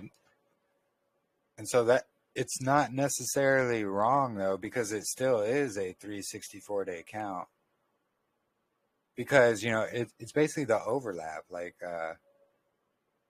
kind of like bricks in a wall or on a house, if mathematically, it's still, though, even with a because, like, if there was a 368th day, for instance, that next Shabbat, the 368th day, even though there isn't one, is still day 4 of the next year. So, I mean, it still works. It still continues like a 7, because 7 times 52 is 364. It's just Michael. Pattern is perfect in it. Yeah, absolutely. Yeah, that's exactly what we see as well. We call it the overlap that happens, like. Because we know, bricks, when you build a fence or a house, they're the same length. But you have that staggering overlap, actually. And it's what builds strength. Which I think, similar into the calendar, it strengthens the calendar. And we always have it, perpetually forever in this movement. Like, you build that on top of each other, it's going to fall down. But if you keep staggering stuff, boom. Golden. That's a really good point there. Yeah, exactly. Wait a second. So that 368 day issue is what you guys are calling overlap? Well, so we have the 364 day count of 52 weeks of 7. That's going to be our 364 day year count. But then if we take 12 months of 30 days and then plus the 4 intercalated days, that is also actually a 364 day count as well. So technically there's 2 364 day counts where you only use 1 for the year. But kind of like bricks, like the bricks, when you're building a wall, they're equal lengths. But when you stagger them, like one in the middle of the other, it's going to have that overlap that continues on, So even though the bricks are the same length, there's going to be that staggering in between the bricks, if you can get what I'm saying. Let me see if I can get a picture. I can totally picture the bricks. I know that is what you explained. I don't consider that an overlap. I see the perfect math, the numbers and the patterns and how it works. Because starting on day 4, the Shabbat, for instance, on day 4, day 361, which is the 28th day of the 12th month, that's still the 50th in the year, and then from day 1, day 364, from that first week, because you got the 13 weeks between each of the 4 days of remembrance, and so there's just every single bit of it lines up so mathematically perfectly. Yeah, praise Yah. Exactly. Precisely. Yeah, it's his perfect pattern and his perfect timepiece in the heavens, you know.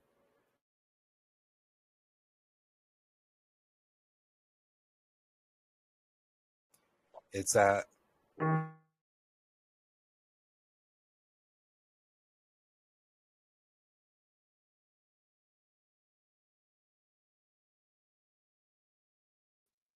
Did we lose Jeremy? I think so. I don't oh, hear him. sorry, it automatically muted on me again. My apologies. I don't know why I Okay. did that. Sorry. The noise that you dropped. But yeah, it's basically Yahuwah's perfect pattern made by his signs in the heavens, and it's not dependent on a man-made week. And that's really what it takes getting past to truly understand the calendar, because it can be a stumbling block, because, you know, we were all there once, you know, we wanted to have, you know, that Saturday is always a Sabbath. And, you know, once you get past that and you can say, hey, wait, look, we clearly have this 365-day count from vernal equinox to vernal equinox. There's all these things going on, and we see, you know, Yahuwah is giving us signs in the heavens, and he doesn't say wait until a Wednesday and then start it. He says, no, when you see the sign, this is the day. So, yeah, it's really fascinating, and you know, it just works perpetually into the future. You know, there's no intercalating a week here or intercalating a month there. It just perpetually lines up every single year. Hey, Jeremy, I got a question, brother. Yeah, go ahead. I'm glad you're on this subject because it did come to me later. This is something that I'm trying to figure out right now is why there are groups out there that are saying that you have to have an intercalation week, you know, leap week, so to speak, and they're claiming it's from the Dead Sea Scrolls, and I haven't got a chance to look into that myself yet. Is there anything you Yeah, can shed some light on that? but see, you have to ask them where they're doing that because they'll never come up with any answers. I've tried, Joe, I've tried to get it out. I don't know how many times I had to ask these people over and over and over again, please show me where the intercalation is anywhere in scripture. And every time they refused. So if you could get an answer, that would be great. Okay. But you won't. What's the name of that one? Is it called A Gospel Worth Dying For or something like that? Tina, yeah, Tina and Robert. Yep. Yeah, so again, I haven't got a chance to research out all of his information yet, but they're claiming that this is found in the Dead Sea Scroll and that it was part of the priestly cycle. And then people are taking, what is it, Enoch 72 or 84? I'm trying to remember it talks about the 6 days or something, you know, the overlapping of the sun or not overlapping, what's the word I'm looking for? The excess Yeah, of the the sun. excess of the sun. And some people are claiming that Enoch's showing you that That's that there's supposed to showing the be. extra day. So Yeah, that's showing the extra day. So that's where we would see they can't see the extra day. So they have to use that. But they're adding an extra whole week. When if you were to use that particular instruction, the excess, and that equation, it would be 6 days, not right, Jeremy? The excess. Here, yeah. So let me try and explain it a bit better here. So Enoch 72 or not 72, 74:12. 74, okay. Yeah, 74:12 is going to talk about the excess of the sun and stars, and it adds to 6 days and 5 years. So what he's doing there, he's actually given us an equation to work with because, you know, Enoch didn't work in fractions and decimals. So the equation he's given us is 6 divided by 5, and we're going to get 1.2. Right.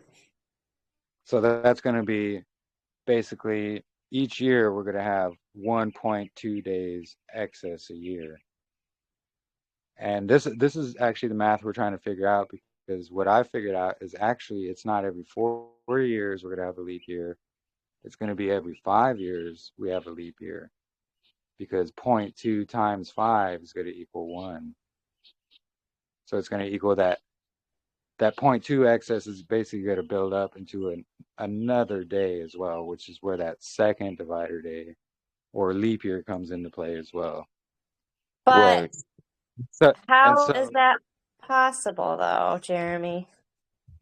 how is what possible? Every 5 years? Yeah, so this is Yeah, what so we're does that mean our leap year isn't going to land on the Gregorian leap year? Yes, yeah, exactly. This is what we've been trying to study out. I thought I'd mentioned it here, but we're seeing, maybe the leap year on the true calendar isn't going to line up with the Gregorian leap year. But this is something we're still working out, testing it out. I understand. Because if you add the leap year in there, they're going to get that extra day, which then would give you basically roughly 7 days, right? Every 5 years, because you got the 1.25. Am I mathing correctly here? Is that right? About 7 days. Yeah, so that's what they try to use the equation for. They try to say, hey, look, it's going to be, an extra week in 6 years. Right. The And I only gotta be problem. honest. Oh, sorry. Go ahead. No, that's okay. It's okay. I know I'm on my phone, so there's probably a lag here.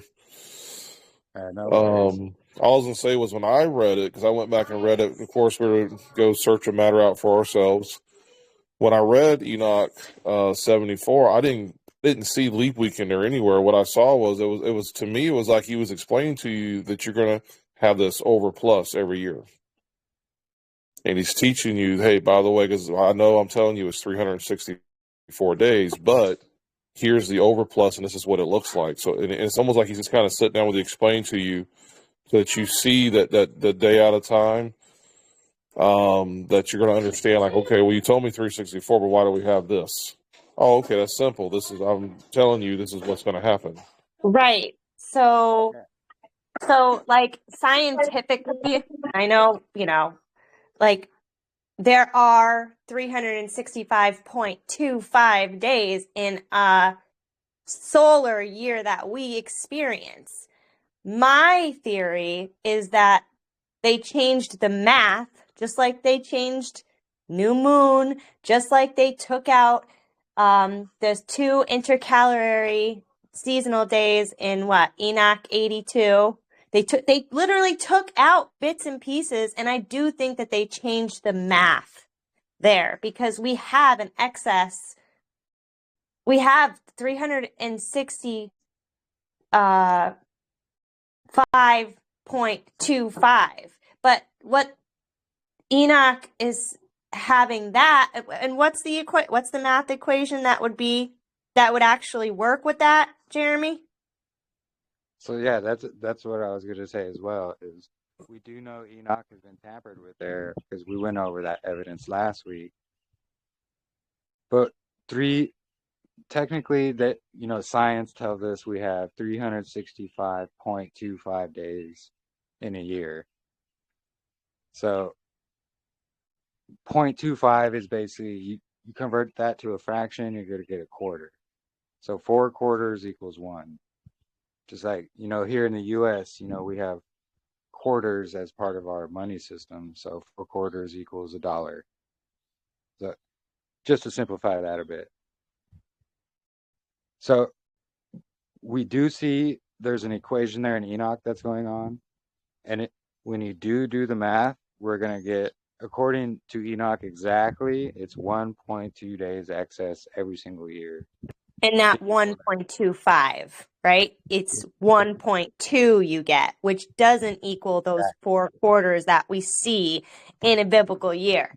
But there's another equation that will work, which is?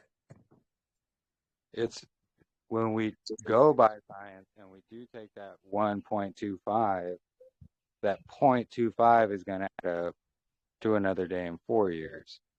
whereas 0.2 adds up to another day in 5 years. So we're still trying to work this out because we do know Enoch has been tampered with. We're trying to figure out exactly what's going on there. That was just a proposal I had because if we take Enoch for what it says and just 1.2, then it'll be every 5 years we have a leap year. But again, it's just something we're still searching out right now. So trying to figure that part out exactly. And then about the priestly cycles. So Here, this is what I was trying to get you to say, Jeremy. So instead of it being what it says there in Enoch, the right equation would be 5 divided by 4. So the excess would equal 1.25 instead of, what is it? 6 divided by 5, which would equal 1.2. yeah, So exactly. they could have just been a switcheroo of numbers because 5 divided by 4 is 1.25. Yeah, exactly. Which would make sense. But we're going to test out both for sure. So we'll see if there's a leap day every 5 years. And if it doesn't work, we know that Enoch has just been corrupted to the point where we just need to realize that the numbers were changed. We're doing the best we can, but it has to line up with kind of what we see and experience. Yeah, precisely. So the same thing with the priestly cycles. So the gospel we're dying for, that's Gina Sparks and her crew and her calendar. The problem with that, so first of all, we don't see adding a week anywhere in scriptures. It's not in the Dead Sea Scrolls. It's not anywhere. Some can try to use that verse in Enoch to say, oh, look, we have excess of the sun and stars, and it adds up 6 days and 5 years. Technically, he's not saying to add a week to the 364-day calendar. He's just showing us an equation there. That's my personal opinion on Right. it. Do you think he was? That's what I'm saying. When I read, I felt like he was just explaining to you that you're going to have an overplus. Yeah, The overplus exactly. of the sun, and I think that's what I felt like Enoch's trying to explain. Not because I don't read any language in there saying, "Oh, and by the way, you're going to add a whole nother week every 5 years." Yeah, precisely. Exactly. And And the whole reason why they have to do that is because they're literally not they're not utilizing the equinox day. They're literally changing that day, and that's why they're off every single year. That's why their math can't math. That's why they have to just create another week, just like the lunar people have to create another month because they have to go and sight a moon, right? So it's just, they're just in error, and no matter how many times I really tried to help Robert and Gina, they won't do it, unfortunately.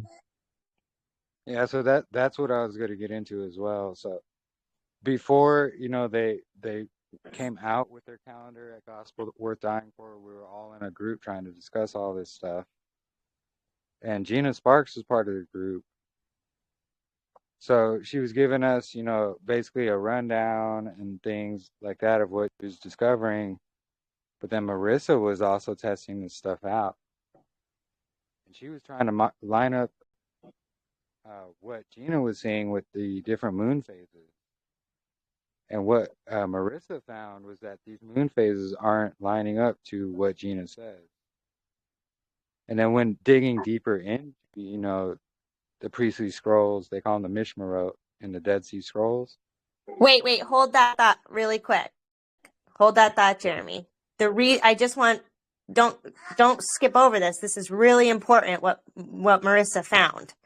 What she found, they claim that there is this huge event that happened 2019, that there was a full moon on the first day.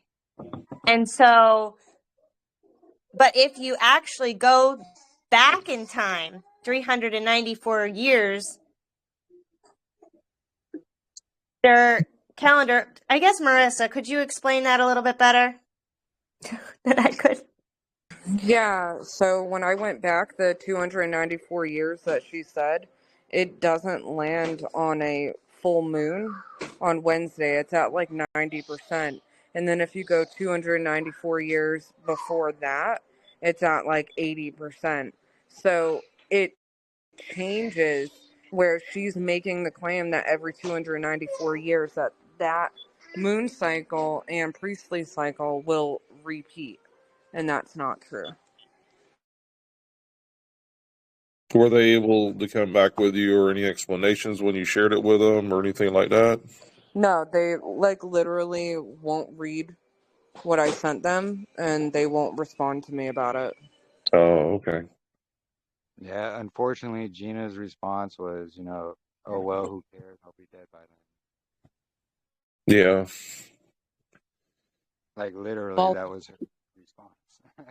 And it's really sad.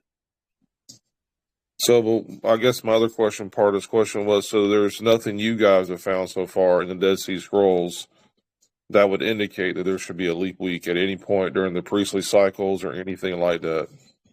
Yeah, exactly. There's no adding a week anywhere. Okay. And yeah, that's the thing. We had all these questions for them, and they refuse to address them constantly.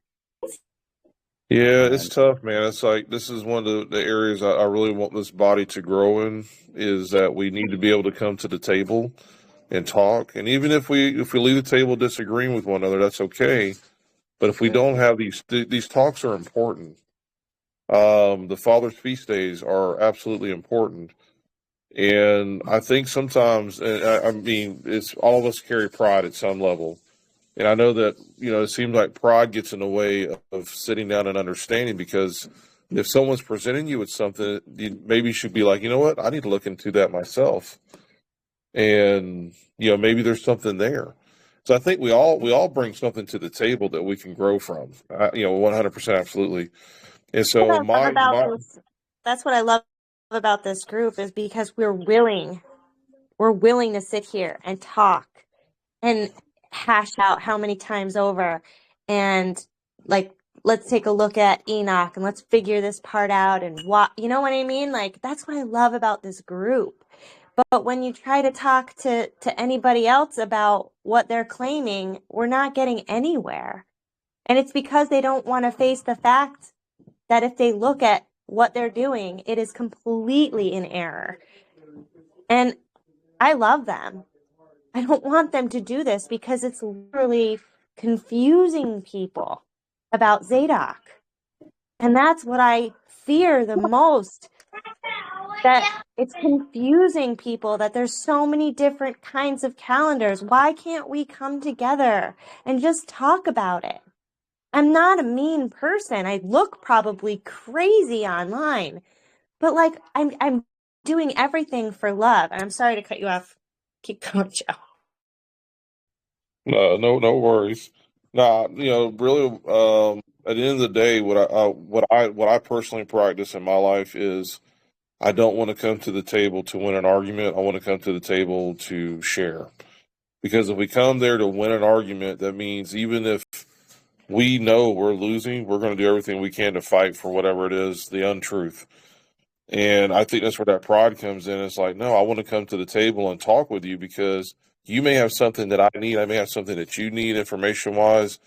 But if we come, it's like if we come to the table to win, I think that's where we mess up. It's like, I want to present information, and if it's at the end of the conversation, if it's something, hey, I still believe what I believe, you believe what you believe, we love each other in Christ, and and just pray for one another, and that the Holy Spirit would lead and guide us unto the path of righteousness and His ways, and that's all we can really do at the end of the day, That's not I love it. But that's not beautifully what said. happening. It's Hallelujah.